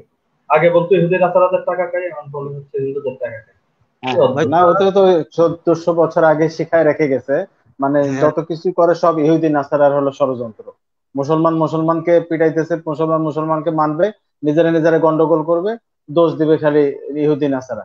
হ্যাঁ, ওরাই সব সেটাই ষড়যন্ত্রকারী। ঠিক আছে, এই আল্লাহ নিজে সাক্ষ্য দিয়ে গেছে, আল্লাহ নিজে বলে গেছে ওরাই হলো ষড়যন্ত্রকারী। এবং মুসলমান ষড়যন্ত্রকারী বলতে ওদেরকে খালি বোঝে, নিজেদের দোষ সব ওই ইহুদি খ্রিস্টানের উপর চাপাবে। এটা হলো একটা বংশগত, মানে একটা ধর্মীয় ভাবেই তাদের স্বীকৃত, মাথার মধ্যে ওঠেই ঘোরে সারাদিন। হ্যাঁ, না, তো যাই হোক। আপনি আপনি যদি দেখেন যে যে ইয়েমেনে যে সৌদিরা বোমা মারে, অথবা সৌদিতে যদি আমাদের দেশ থেকে হুম এই কর্মীরা যায়, কিভাবে তাদের উপরে নির্যাতনগুলি করা হয়, বা কিভাবে হুম, প্রেগনেন্ট করে পাঠানো হয়, সেটা নিয়ে কিন্তু একটা মুমিনও কোনো মুখ খুলে না। হ্যাঁ, না কিন্তু না না, মুখে কলপ দিয়ে থাকবে। জি, একদম বলেন। মানে, কিন্তু এই এই যদি ইহুদিদের কোনো বা হিন্দুদের বা ভারতে এই যে মোদির পিছনে তারা লেগে আছে, যে মোদি কেন এটা করলো এটা করলো, সারাক্ষণই এই বলবে।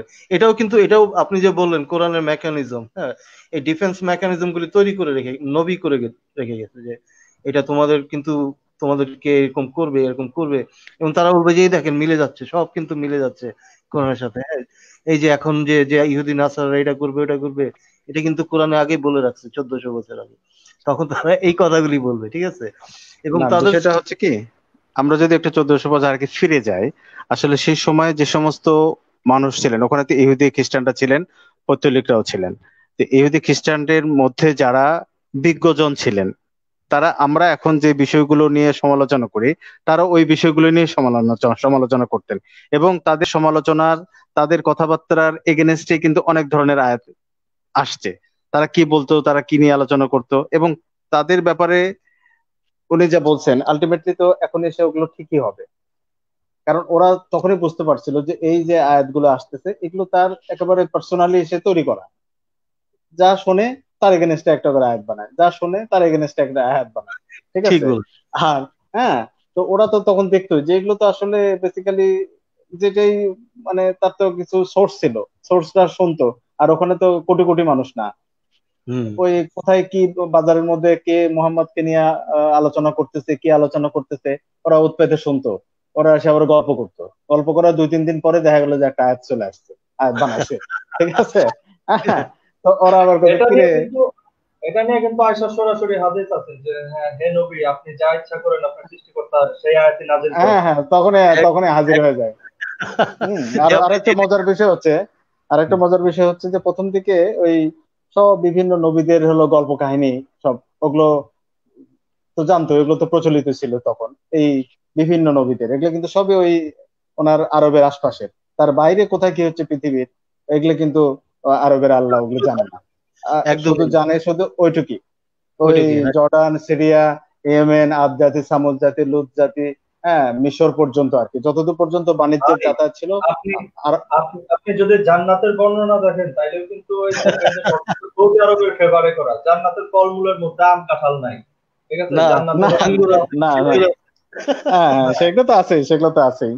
হ্যাঁ, তো এই আর ওই কি। প্রথম প্রথম দিকে ওই পৌরাণিক কিছু কাহিনী টাহিনী গুলো বর্ণনা করতো, ওই মাক্কি সূরা গুলোতে ওগুলোই বেশি, ইউনূস নবী, ইউসুফ নবী, অমুক নূহ আলাইহিস সালামের ঘটনা।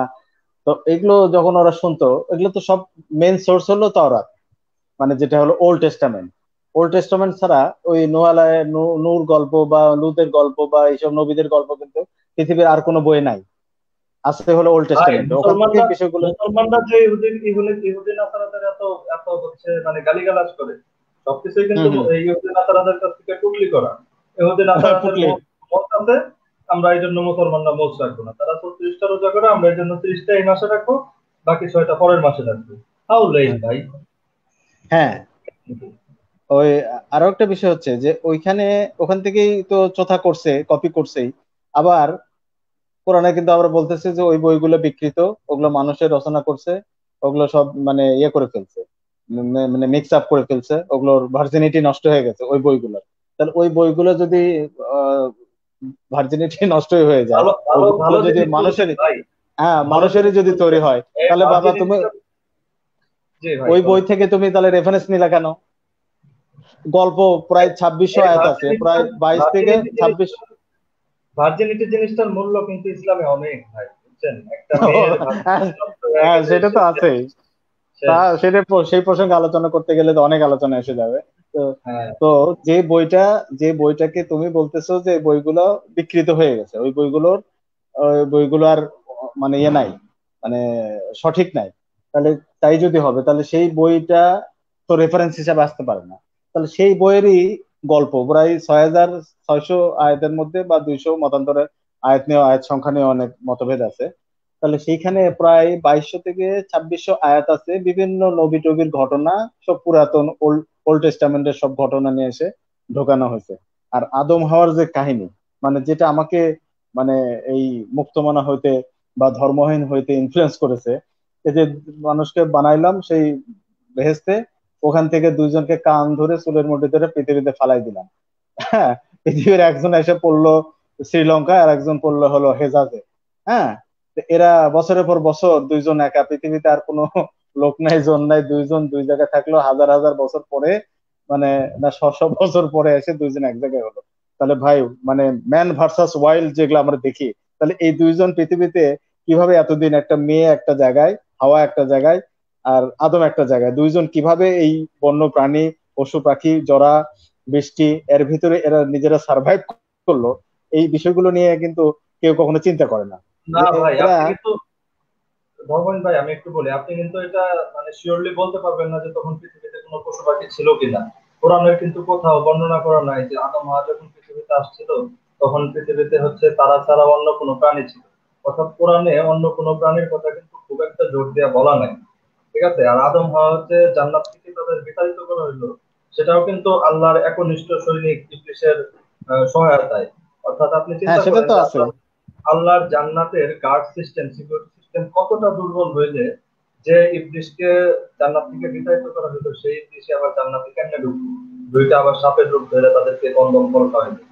মানে আল্লাহর সিকিউরিটি সিস্টেম এত দুর্বল কেমনে?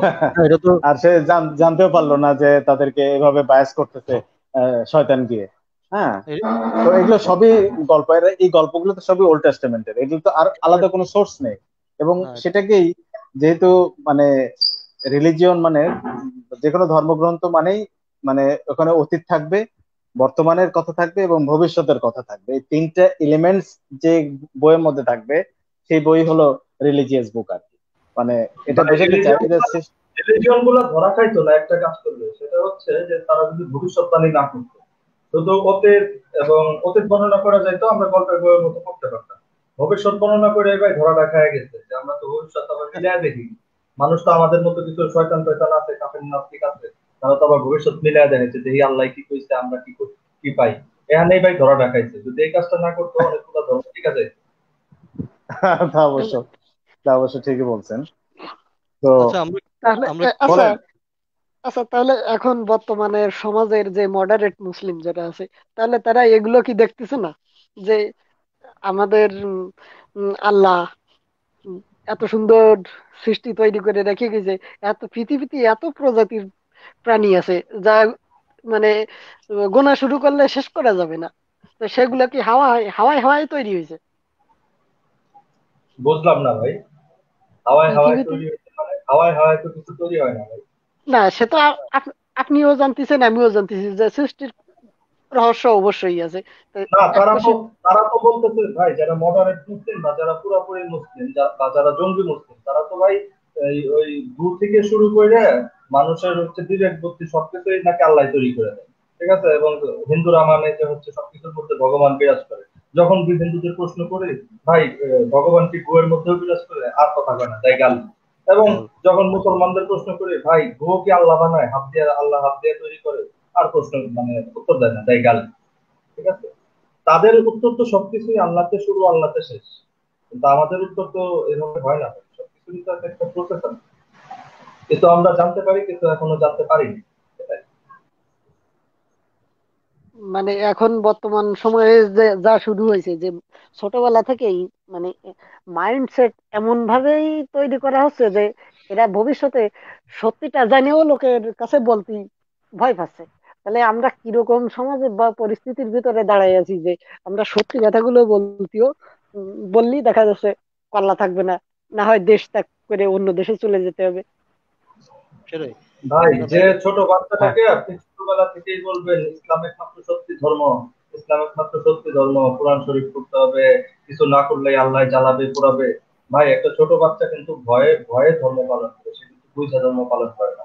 এবং সেই ভয়টা কিন্তু ভাই আপনার মৃত্যু পর্যন্ত টিকে যায়।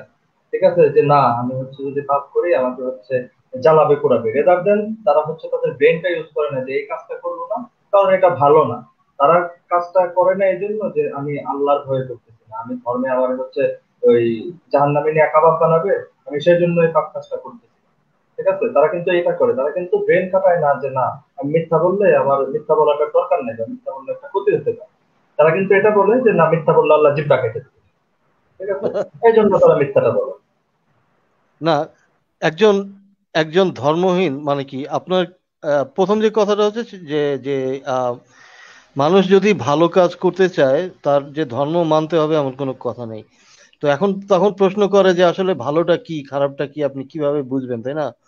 তো এগুলো তো মানে আসলে আমাদের কিতাব দরকার নাই, ভালো বলতে কি আর খারাপ বলতে কি এটা অনেকটা আসে পারিবারিক শিক্ষা থেকে। তারপর হচ্ছে যে মেইন যে জিনিসটা সেটা হলো মানবাধিকার, তাই না?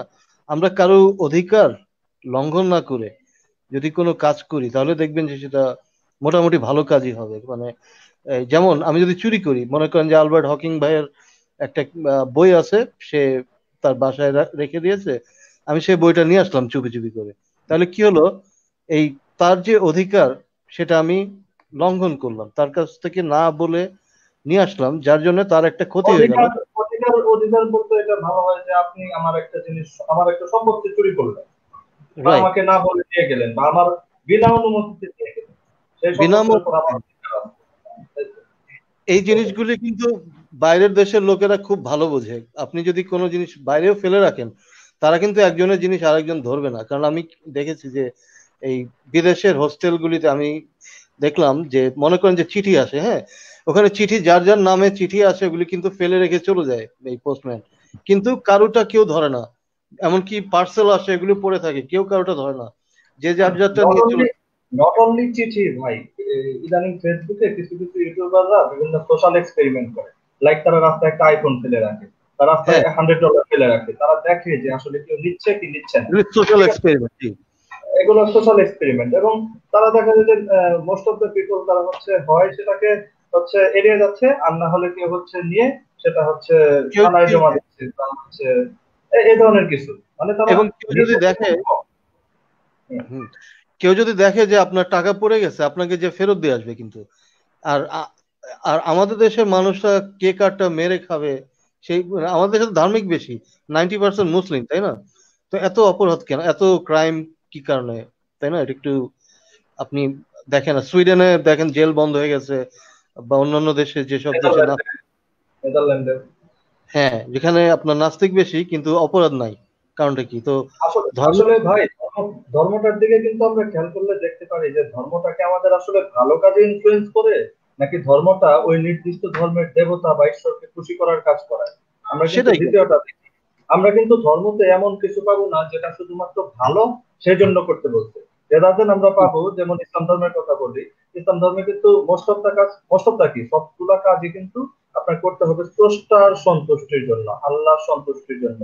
Not like exactly. যে এটা করলে আপনার জীবনে এটা ভালো হবে ওইটা ভালো হবে এই ধরনের, স্রষ্টার সন্তুষ্টির জন্য একমাত্র কাজ করতে হবে। এবং এই ধরনের কোরআনের আয়াত আছে যে আপনি সব ধরনের কাজ লোক দেখানো করবেন না, করবেন একমাত্র আল্লাহকে দেখানোর জন্য। লোকের ভালোর জন্য করবেন না, করবেন হচ্ছে ইসলামের ভালোর জন্য। ইসলাম যাতে প্রতিষ্ঠিত হয়, সারা পৃথিবীতে যাতে ইসলামের ঝান্ডা ওঠে। আইএসএস গুলাকে আমরা জঙ্গি বলতেছি, আর তারা কিন্তু অ্যাকচুয়াল ইসলামটাই তারা পালন করছে। খাঁটি, তারা হুম? একমাত্র খাঁটি ইসলাম পালন করে, ঠিক আছে। তারা একদম চেলচালে জান্নাতে যাবে ভাই। চল চলা যাবে, ঠিক আছে। তো তবে পৃথিবীতে যেমন বর্তমানে যে আইএসআই জঙ্গি যে সংগঠনটা, পাকিস্তানের পাকিস্তানের অর্থনৈতিক ইকোনমি তো খুবই খারাপ। সেখানে পাকিস্তানের দেখা না যায় যে শতকরা ভাই, ভাই আইএসআইএস হচ্ছে আপনার ইন্টারন্যাশনাল একটা টেররিস্ট অর্গানাইজেশন, এটা সিরিয়া ভিত্তিক, পাকিস্তান না। না, হ্যাঁ, এটা ইন্টারন্যাশনাল, ইরাক সিরিয়া। যাই হোক, আহ, হইতে পারে, আমি যেটুকু জানি, আমি দেখা যাচ্ছে কি হিন্দি খবর চ্যানেল দু একটা দেখি, কিন্তু আইএসআই নিয়ে ওরা পাকিস্তানের মদত আছে ভাই, পাকিস্তানের মদত আছে। তারা হচ্ছে ধরেন বাংলাদেশের কিন্তু অনেকে আইএসআইএস এর সদস্য আছে, কিন্তু বাংলাদেশে যদি 10 জন থাকে পাকিস্তানে আছে 50 জন। কারণ ওদের দেশটাই হচ্ছে পুরাপুরি 100% ইসলামিক শরিয়াতে। পৃথিবীর 4টা দেশ ইসলামিক শরিয়া ফলো 100% ফলো করে, সেটা হচ্ছে ইরান, পাকিস্তান, আফ্রিকার একটা কোন দেশ যেন, আরেকটা কি যেন দেশ আছে, আমি একটু সার্চ করলে বের করে দিই, আসলে মনে থাকে না। ঠিক আছে, ঠিক পাকিস্তান আছে। তার মধ্যে আহ, একটা। কিন্তু দেখা যাচ্ছে এখানে একটা বিষয় যে এগুলো আর কি রিয়েলিটি ফিল করা যাচ্ছে, বা সচক্ষে দেখা যাচ্ছে যে উম, জীবিত অবস্থায় আমি কি খাবো, বা আমার বাচ্চা কাচ্চারা কি খেয়ে বেঁচে থাকবে, তাদের জীবন কিভাবে সুন্দরভাবে আমি আরো তৈরি করে দিতে পারবো, বা আরো আমার প্রতিবেশী যারা থাকবে তাদের কিভাবে মিলেমিশে সবার সঙ্গে একসঙ্গে সুস্থভাবে সুন্দরভাবে সুন্দর একটা পরিবেশ নিয়ে এগোতে পারবো। কিন্তু সেইটা না করে দেখা যাচ্ছে আমি খাচ্ছি, আমার বাচ্চা কাচ্চারা না খেয়ে থাকতেছে, হয়তো একদিন খেতে দিতে পারতেছি, দুদিন খেতে দিতে পারতেছি না, তারপরেও জিহাদ নিয়ে এত মাতামাতি কেন? ওই হ্যাঁ, যে এই ভাই বিষয়, এই বিষয়টা পাকিস্তান মানে যে আপনি একটু আগে যে যে কথাটা বলেন যে পাকিস্তানের অবস্থা খুবই খারাপ, হ্যাঁ আসলেই এই তাই। এই- হ্যাঁ, এই কথাটা কিন্তু পাকিস্তানের পরিপ্রেক্ষিতেই বলা হয়েছে। হ্যাঁ, হ্যাঁ, এবং লকডাউনের মধ্যে কিন্তু করোনা ভাইরাসের থেকে ওরা না খেয়ে মারা যাচ্ছে, ঠিক আছে। এই যে লকডাউনে কাজ কাম নাই, যার কারণে তারা তাদের মধ্যে কিন্তু এই আমাদের চেয়ে বেশি খারাপ অবস্থা, যে দুর্ভিক্ষ দেখা দিবে, এরকম একটা অবস্থা আর কি। তারপরে মানে আমাদের চেয়ে আরো অনেক পিছিয়ে আছে পাকিস্তান থেকে, আমরা আলাদা হয়ে আমরা যে অনেক ভালো অবস্থায় আসছি, এটা এটা কিন্তু অনেকেই স্বীকার করে না, ওরা যেহেতু। না না, ভাই এইখানে দেখা যাচ্ছে 71 কিন্তু ইকোনমিটা ভাই, দেখলেই বোঝা যায় ফারুক হ্যাঁ, ভাই, হ্যাঁ, ওদের। ফারুক ভাই, 71 আলবার্ট ভাই, কিন্তু, জি ভাই। ওই যে আলোচনা বিক্ষিপ্ত হয়ে যাচ্ছে, কোথায় থেকে কোথায় চলে যাচ্ছে আসলে। একটা নির্দিষ্ট টপিক থাকলে না আসলে ফারুক ভালো ভাই, হয়। হ্যাঁ, ভাই আমরা প্রশ্ন করতে পারি? হুম, ফারুক ভাই, ঠিক আছে। করতে পারি? না আমরা আমাদের একটা নির্দিষ্ট টপিকসে যাই। নির্দিষ্ট টপিক যেহেতু আজকে সিলেক্ট করা নাই ভাই, আর আমরা ওই হুম। পরিমাণ মুভ পাচ্ছি না, আমরা আলোচনা আচ্ছা করি, সমস্যা নেই ভাই। না ভাই, আচ্ছা সমস্যা নাই। তো আপনার আমরা কি ফারুক ভাইয়ের প্রশ্নগুলিতে যাব নাকি? হ্যাঁ হ্যাঁ, ফারুক ভাইয়ের প্রশ্নগুলোর উত্তর দিয়ে তারপরে আমরা ঠিক আছে, রিলিজিয়াস বিষয়গুলো। হ্যাঁ, লাইভও বেশিক্ষণ রাখবো না আর, হ্যাঁ হয়তো অনেকক্ষণ। 1.5 ঘন্টা হয়ে গেছে অলরেডি। 1.5 ঘন্টা প্রায় হয়ে গেছে, জি। তো ফারুক ভাই, আপনার এর পরের প্রশ্নে চলে যান, তাহলে আমরা দেখি কি মানে কিভাবে অ্যান্সার করা যায়।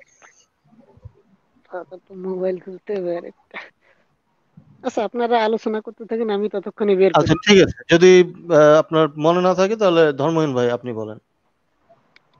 হ্যাঁ, ওই যে যেটা হচ্ছে যে নৈতিকতার স্ট্যান্ডার্ড, আমাদের মানে ধর্মীয় যে ছোটবেলা থেকেই ধর্মীয় আবহের মধ্যে বড় হওয়া, আর বড় হওয়া মানে আর আর বিশেষ করে মানে ইসলামিক যে কি বলে এটাকে, যে আইডিওলজি, সেই অনুযায়ী একটা বাচ্চাকে যখন আমরা ছোট থেকেই গড়ে তুলছি, এবং একটা ভয় ভীতি, ওই যে মানে সোশ্যাল ইম্প্যাক্ট কি হবে তার চেয়ে বেশি হলো যে আল্লাহ খুশি হচ্ছে না অখুশি হচ্ছে, এদিকেই দৃষ্টিভঙ্গিটা বেশি, ওদিকেই ধ্যানটা বেশি।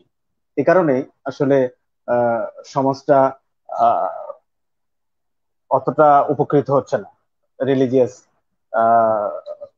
নৈতিকতার স্ট্যান্ডার্ড থেকে। আরেকটা বিষয় হচ্ছে যে নৈতিকতার স্ট্যান্ডার্ড তো কখনোই একটা সময়ের ফ্রেমে আবদ্ধ করে রাখা যাবে না। এইটা সময়ের সাথে সাথে সবসময় পরিবর্তনশীল হবে। মানুষের বুদ্ধিবৃত্তিক বিকাশ যত ঘটবে, নৈতিকতার স্ট্যান্ডার্ড ততই উৎকর্ষ সাধন করবে।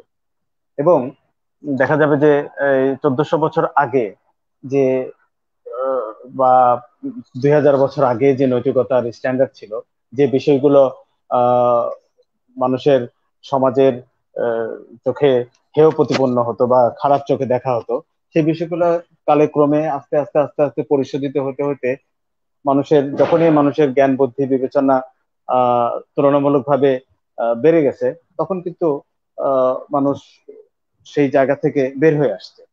বের হয়ে এসে দেখা গেল যে আমরা যদি দেখি যে শিরচ্ছেদ করা বা ওই আগের যুগে শুলে চড়ানোর কথা বলে অনেক কঠিন কঠিন শাস্তির বিধান ছিল, যেগুলো কমতে কমতে কমতে কমতে এখন কিন্তু ইউরোপিয়ান ইউনিয়নে মৃত্যুদণ্ডের প্রথাই উঠে গেছে। মৃত্যুদণ্ডের যে ক্রাইম, মৃত্যুদণ্ডের যে একটা সাজা, এটা উঠে গেছে।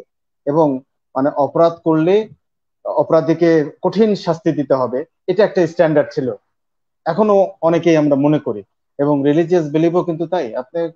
আপনি যদি বিবাহিত নারী পুরুষ জেনা করে, তাকে মাটির মধ্যে পুঁতে তাদেরকে হত্যা করে ফেলতে, পাথর নিক্ষেপ করে, যেটা একটা মানে মর্মান্তিক ব্যাপার। আপনি নিজে স্বচক্ষে চোখ বন্ধ করে যদি দেখেন একজন মানুষকে অর্ধেকটা বা অর্ধেকের বেশিটা মাটির মধ্যে পুঁতে মাথায় বড় বড় পাথর মেরে তাকে মেরে ফেলা হচ্ছে।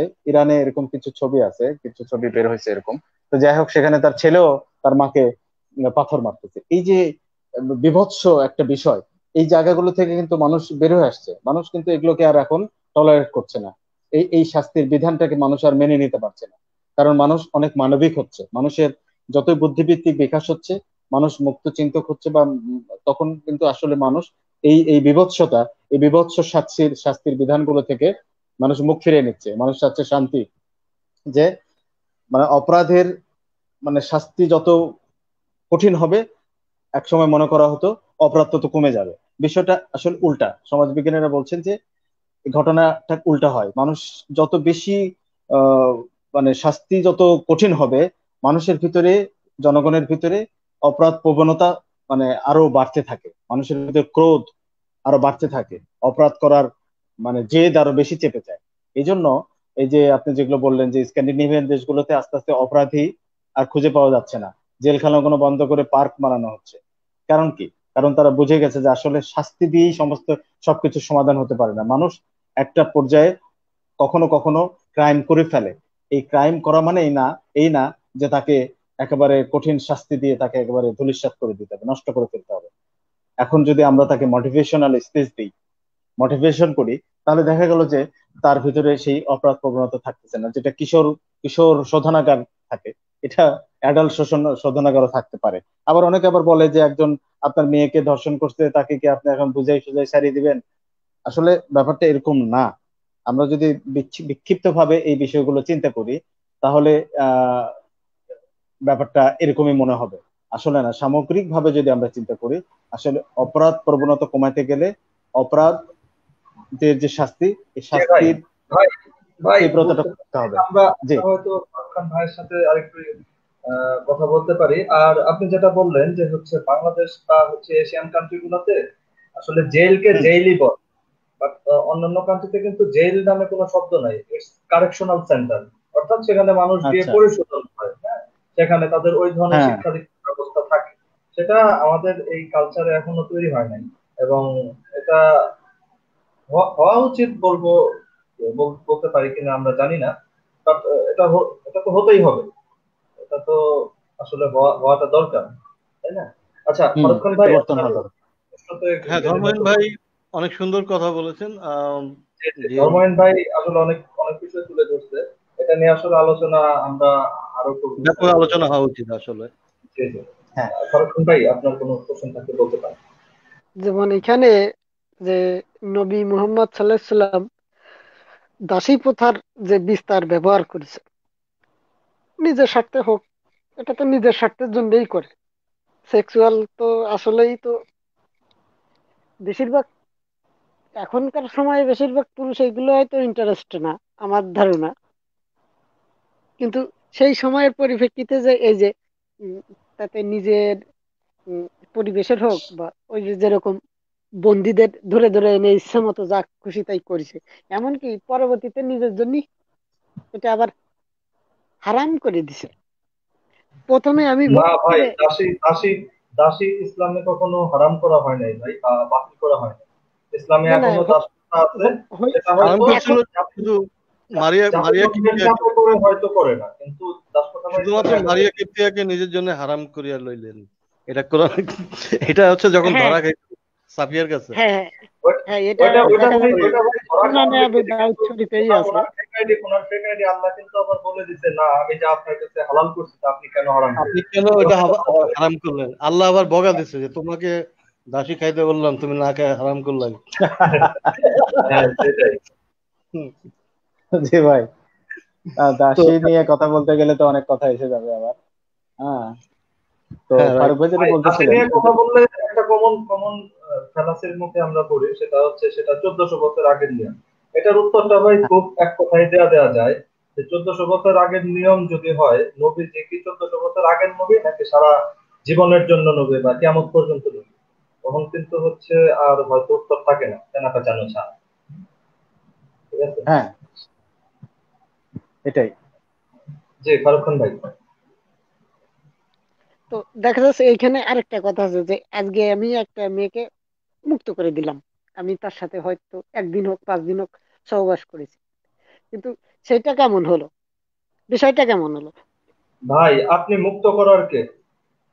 সেটা প্রশ্নের এটা হ্যাঁ, উত্তর মুক্ত, দিন। মানে এটা সিস্টেমটা কি এটা যে আমি মনে করেন- এটা মুক্ত আমি কেমন ভাবে করলাম যে আমি আজ থেকে আর তার মানে না, তাতে এটা আমি, এটা সিস্টেমটা ভোগ কেন, করলাম না।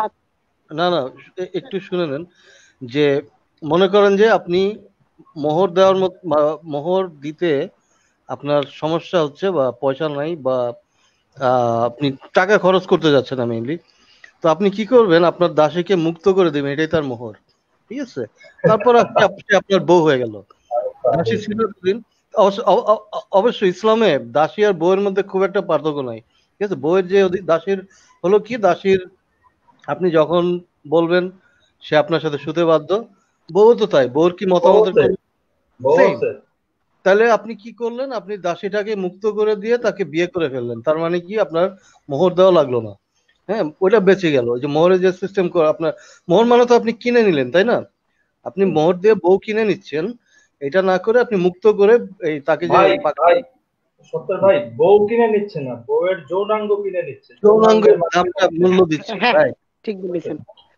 তাইলে ভাই, এই যে আজকাল আজকাল হচ্ছে কিছু চাইনিজ সেক্স ডল পাওয়া যায়, ঠিক আছে, চাইনিজ ফেক ডিলডো পাওয়া যায়, ফেক পুশি পাওয়া সব যায়। জল। ভাই, আমি ওইটা মোহর দিয়ে কিনে নিচ্ছি, তাই না? যৌনাঙ্গ কিনে নিচ্ছি, ফেক যৌনাঙ্গ। হ্যাঁ, সেটাই। ব্যাপারটা তো ওই এরকম যে হয়ে গেল না? দাসী তাহলে মুক্ত করে, তাহলে তাহলে ইসলাম ধর্ম মতে তাহলে তো বিয়ের কোনো স্কেপই নেই এখানে, না না না, সবাই ওই যে বিয়ে সবাই আছে তো? দেনমোহর দিয়ে যৌনাঙ্গ কিনে নেবে। হ্যাঁ, আপনার বউ তো তাই, বউ তো আপনার কেনা ওই যৌনাঙ্গ মোতা তো বিবাহ বউ। থেকে তো ভাই এইটাই, মোতা বিবাহ আপনি হচ্ছে কন্ট্রাকচুয়াল ম্যারেজ। হ্যাঁ, হ্যাঁ, মোতা বিবাহ করতেই পারেন আপনি 3 মাসের জন্য, একজন হচ্ছে আপনার দরকার হলো 3 মাস হায়াত ছেড়ে দিবেন, ব্যাপারটা এরকম তো। দরকার যেমন অনুযায়ী। ধরুন আমাদের দেশের পরিপ্রেক্ষিতেই কথা বলি যে উম, কোনো একটা দেখা যাচ্ছে আমাদের মুসলিম সম্প্রদায়ের ভিতরে বিবাহ হলে দেনমোহর অবশ্যই ধার্য করতে হবে, কম হোক বেশি হোক সামর্থ্য অনুযায়ী করতেই হবে। এবার সেটা এখন শুরু হয়েছে যে ওটা দেনমোহর লেখার আগে মেয়েকে দিতে হবে, এটি যে কোনো রূপে। কিন্তু ইদানিং এই সোর্সটা শুরু হয়েছে যে ওটা হয়তো, যেমন আমি বিয়ে করব, আমি যে মেয়েটাকে বিয়ে করব, দেনমোহরে আমি 2 লাখ টাকা ধার্য করলাম। এবার আমি টাকাটা না দিয়ে তাকে স্বর্ণ অলংকার দিলাম, 2 লাখ টাকা স্বর্ণ দিয়ে দিলাম, ঠিক আছে। এবার দেখা যাচ্ছে এখানে কি হচ্ছে আবার যে আমি তো তাকে বিয়ে করে ঘরেই আনতেছি, আমি যা দিচ্ছি সেটাও আসতেছে আমার সঙ্গে। কিন্তু কিন্তু সেটা সেটা তো ভাই আপনার মালিকানা না। এ- আপনি ওই হ্যাঁ, টাকাটা পে এবার করার পরে, আপনি ওই টাকা ওই টাকা সমপরিমাণ জিনিস পে করার পরে আপনি তাকে স্পর্শ করতে পারবেন ইসলামী বিধান অনুসারে, না হলে কিন্তু রাইট। আপনার ওটা অবৈধ হবে। হ্যাঁ, তাহলে এবং এই যে আমি কি বিয়ে করার অর্থ তো এই না, তাহলে আমি তো তাকে টাকা দিয়ে কিনে নিচ্ছি, আমি তাহলে বিয়ে করলাম কই তাকে?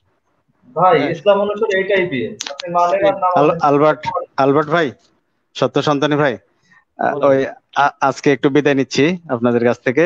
তবে হ্যাঁ, ঠিক আপনাদের আছে, পথ চলা শুভ হোক। আপনাদের ধন্যবাদ। নোটিফিকেশন পেলে আবার দেখা হবে, কথা হবে। হ্যাঁ, হ্যাঁ, ঠিক আছে ভাই। ভালো আমরা লাগলো আমরা আপনাদের উদ্যোগ, চালিয়ে যান, হ্যাঁ, অনেক হতাশ হওয়া ধন্যবাদ। যাবে না, এটাই আর কি। না, ধন্যবাদ ভাই, seriously, ধন্যবাদ। আমরা অনেক ধন্যবাদ। এরপরে, হ্যাঁ, জি বলেন। এর পরের সপ্তাহে চেষ্টা করবো আবার একই টাইমে যুক্ত হতে। তো প্রতি সপ্তাহে আমরা রবিবার টাইমটা আমি একটু ফ্রি থাকি, তো এই সময় চেষ্টা করবো। আর আলবার্ট ভাইও এই আচ্ছা সময় আচ্ছা, ফ্রি থাকি, তো আমরা যুক্ত হব। তো আশা করি ঠিক আপনি আছে। পরের বারও যুক্ত হবেন। অনেক ধন্যবাদ আপনাকে। হ্যাঁ, এখন লকডাউনের সময় আসলে তো সুবিধা আছে, হয়তো অত ব্যস্ততা থাকবে না। হ্যাঁ, আসলে ঠিক আছে। আমরা আমরা সবাই হচ্ছে নতুন লাইফ জি, শুরু করতে, আত্মিকতার চর্চা বা হচ্ছে জ্ঞানের চর্চা বলতে পারেন, সেটা অনেকদিন থেকেই করি। কিন্তু আমাদের হচ্ছে যে লাইভে একটু জড়তা থাকতে পারে, সেটা আশা করি হচ্ছে ক্ষমা সুন্দর দৃষ্টিতে দেখবেন। আমরা কেউ ভুলের না, ঊর্ধ্বে না, আমরা তো আর ওই যে হুম ফেরেশতা হুম। বা আল্লাহর প্রেরিত রূহ না, মানুষ না। জি, ঠিক, তো এক্স্যাক্টলি তাই। না, এটা এটা একটু হয়। আমি যখন প্রথম প্রথম লাইভে যুক্ত হইতাম তখন তো আসলে কথাই বলা যাইতো না, আসলে জি কথার জি, খেয়ে হারিয়ে ফেলতাম। হ্যাঁ, তো হ্যাঁ, আস্তে আস্তে সেই জড়তাটা কাটিয়ে উঠতেছে। আপনাদের আপনাদের তো সেটাই। প্রথম লাইভ হিসেবে তো অনেক সুন্দর, অনেক সুন্দর মানে ইয়ে করছেন, প্রেজেন্টেশনটা অনেক সুন্দর হচ্ছে। ধন্যবাদ ভাই, আপনি গ্রুপে দৃষ্টি রাখবেন। জি আমরা জি জি, রেগুলার আসার চেষ্টা করব, যদি এর ঠিক মাধ্যমে আছে। একজন মানুষকে একটু চিন্তা করার সুযোগ দিতে পারি। আমরা বলবো না কাউকে নাস্তিক হইতে, কাউকে বলবো না ধর্ম ছাড়তে, জাস্ট কিছু হুম, প্রশ্ন মাথায় ঢুকিয়ে দেওয়ার চেষ্টা করবো, কিছু চিন্তা। চিন্তা করতে শিখুন, চিন্তা জি, করতে চিন্তা শিখুন। এটাই এটাই উদ্দেশ্য আর কি, মেইনলি। এটাই আমাদের আসল উদ্দেশ্য। ঠিক ধন্যবাদ আছে, ভাই। চালিয়ে যান। জি ভাই। ধন্যবাদ আপনাকে। আর আচ্ছা ফারুক ভাই হ্যাঁ, বলেন। একটু বলে নিই যে লাইভটা হয়তো আর বেশিক্ষণ থাকবো না, ফারুক ভাই হ্যাঁ, আপনার। আর 5-10 মিনিট কন্টিনিউ করবো। হ্যাঁ, অল্প কিছুক্ষণ আপনার যদি শেষ কিছু বলার থাকে বলে আমরা আসলে লাইভটা শেষ করে দেবো। সবার কাছ থেকে বিদায় নিয়ে নিচ্ছি, এবং এরপর আলবার্ট ভাই যদি কিছু বলার থাকে আপনি বলে শেষ করে দিবেন। হ্যাঁ, ফারুক ভাইয়ের কথার পরে আমি বলবো, সমস্যা নেই। ফারুক ভাই বলেন। না, তাহলে আর কি বলবো, তাহলে না ভাই, আজকের মতো আপনার এখানে। প্রশ্ন না না, থাকলে বলতে পারেন, প্রশ্ন থাকলে বলতে পারেন, সমস্যা নেই, আমরা আছি আর কি। এখন দেখা যাচ্ছে প্রশ্ন আমার তো, প্রশ্নের ভান্ডার আছে এই মোবাইলেই, আমি সেই মোবাইলেই আপনাদের সঙ্গে যুক্ত হয়ে পড়েছি। না, আপনি হয়তো আর দু একটা প্রশ্ন করতে পারেন ভাই। একদিনে তো সব সম্ভব না, দু একটা প্রশ্ন আপনি করতেই পারেন, সমস্যা নেই। বলেন ভাই।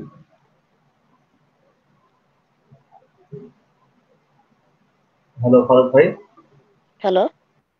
হ্যাঁ ভাই, বলেন বলেন। হ্যাঁ, এখানে যে এটা কই গেল, দাঁড়ান একটু বের করিনি। আজকে আমি মুমিনদের নিয়ে খুবই হতাশ সত্যি ভাই, বুঝছেন। যারা হ্যাঁ, প্রতিদিন এত চিল্লাপাল্লা করে, তাদের কমেন্ট লিখতে লিখতে ভাই হাত ব্যথা হয়ে যায়, মানে হাত হ্যাঁ, কিরমির করে যে মানে এত নেম কোশ্চেন করে। এই জন্যই ভাই লাইভটা, আমার কিন্তু লাইভ করার কোনো ইচ্ছাই ছিল না, ঠিক আছে, না না, অতটা যোগ্য আমরা নই। কিন্তু মানে এরা এত ভুলভাল বলে, এই জন্য চেষ্টা করলাম যে লাইভে এসে যদি কিছু বলা যায়। এই যে দেখেন এখনো গ্রুপে কমেন্টেই বকাবকি করতেছে, কেন ভাই একটু লাইভে আসলেন, কেউ দেখি কি কেউ বলে। যুক্ত হওয়ার সাহস পাচ্ছে না, অথচ না ভাই। এই কিছু কিছু মানুষ আছে আচ্ছা, আরেকটা বিষয় নিয়ে একটু আলোচনা করি যে খতনা সম্পর্কে ইসলামের যে খতনা সম্পর্কে বিধান দেওয়া হয়েছে কোরআন শরীফের কিন্তু কোন কোথাও কিন্তু এই খতনা সম্পর্কে বলা হয়নি, কিন্তু একটা জায়গায় একটা কথা বলা হয়েছে যে মোহাম্মদকে অনুসরণ করো, একটা আয়াতেই বলা হয়েছে। এবার সেই জন্য সারা পৃথিবীর মুসলিম পুরুষরা ভাই, চেষ্টা করতেছে যে কিছু, কোরআন শরীফের কোথাও কিন্তু নামাজ 5 ওয়াক্ত পড়ার কথা বলা নাই, কিন্তু আমরা কিন্তু হ্যাঁ মোহাম্মদকে অনুসরণ করে 5 ওয়াক্ত তিন নামাজ পড়ি। হ্যাঁ 3 বার বলা আছে যে নামাজ 3 বার পড়ার কথা বলা আছে। কোরআন শরীফে ভাই 3 বার পড়ার কথাও বলা নেই। কোরআন শরীফে বলা আছে সালাত কায়েম করতে বলা হয়েছে, অর্থাৎ কায়েম করা মানে আপনি নিজেও করবেন, অন্য কেউ দিয়েও পড়াবেন, এটাকে বলে আচ্ছা, কায়েম করা। কিন্তু কয়বার করতে হবে সেটা বলা নেই, সেটা হাদিস থেকে মনে এবার কর এইখানে একটা ধরে- এইখানে এইখানে একটা প্রশ্ন আসে যে যেমন তাহলে মোহাম্মদকে যখন অনুসরণ করব, তাহলে একটা একটা মুমিন তো আল্লাহকে ভালো যে কেউ বাঁচতে ভাই, পারে। ভাই, ভাই, সত্যের ভাই কিছু হ্যাঁ বলতেছিল, সত্যের ভাই আচ্ছা, বলেন। হ্যাঁ, আমি বলতে চাচ্ছিলাম যে ধরে নিলাম 3 বার বলা আছে, হ্যাঁ, আমরা কিভাবে পড়বো, নামাজটা কোন নিয়মে কিভাবে পড়তে হবে, কি করতে হবে, এগুলো তো কিছুই বলা নাই কোরআনে, তাই না? তাহলে মানুষ এই নামাজ কিভাবে করবে, এবং এই যে যে খতনার কথা যেটা বললেন, এটাও তো বলা নাই যে খতনা করতে হবে। শুধুমাত্র এটা একটা রীতি দেখে যে মুসলমান হলে আমাদের খতনা করা লাগবে। এবং ইরানে না না কিন্তু ওইখানে মেয়েদের আমি একটা কথা বলেছি যে ওইখানে একটা আয়াত আছে সূরা বাকারায় আছে যে মোহাম্মদকে অনুসরণ করতে বলা হয়েছে, এবং অর্থাৎ সে যা যা করবে সেইগুলোই আমাদেরও করতে হবে। অবশ্যই, অবশ্যই। সেটা এবার সেটা এবার আমি মানেই আমি এইখানে মানেই তো এটা। এইখানে এইখানে আমি একটা কথা বলতেছি, সেটা হচ্ছে যে মনে করেন আল্লাহকে যে কেউ ভালোবাসতে পারে বা মুহাম্মদকে যে কেউ ভালোবাসতে পারে, একটা মেয়েও পারে একটা ছেলেও পারে। একটা মুহাম্মদ যেহেতু একটা ছেলে, সেহেতু একটা ছেলে তার নিয়ম নীতিগুলো খুব সুন্দরভাবে পালন করতে পারবে, কিন্তু একটা মেয়ে সেও তো আল্লাহকে ভালোবাসতে পারে বা মুহাম্মদকেও ভালোবাসতে পারে। তাহলে সেই একই ক্ষেত্রে ওই মেয়েটা কিভাবে এই রীতিনীতি গুলো পালন করবে? যেমন ধরুন নবী মোহাম্মদ 13টা, টোটাল 15টা বিয়ে করেছে, তাহলে একটা মেয়ে যদি 15টা বিয়ে করে তাহলে তার সমাজের কি পরিস্থিতি হবে? ভাই, ভাই, ইসলামে নারীর অধিকার বলতে কিছু নাই ভাই। একটা ভাই মেয়ে ইসলামে কখনোই 13টা বিয়ে তো এই জীবনে করতেও পারবে না, বরঞ্চ জান্নাতে গিয়েও সে কিন্তু আরেকজনের বউ হবে।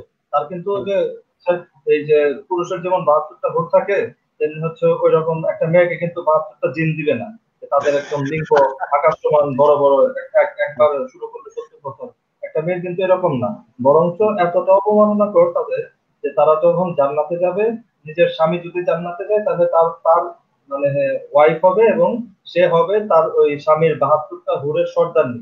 অর্থাৎ স্বামী কবে কারে লাগাবে সেটা হচ্ছে সে ডায়েরিতে সেটা লিখা রাখবে। সে হবে ঠিক আছে, ম্যানেজার, ওরের ম্যানেজার হবে, ম্যানেজার। তাহলে তাহলে ওরের তাহলে ম্যানেজার হবে। ভাই একটু আগামী বলি, আলোচনা আগামী আলোচনাটাই এই শুধু এই টপিকটার উপরেই করেন, বিস্তার ভাবে আলোচনা করেন, আমাদের দেশের নারী সমাজরা জাগ্রত করেন। না, সেটা ইসলাম নিয়ে মতে একটা তো করবো আমরা, সমস্যা নেই। ইসলাম মতে তো মেয়েরা কোনো মানুষই না, ঠিক আছে, মানুষের পর্যায়ে পড়ে না, হলো সাব হুম, হিউম্যান।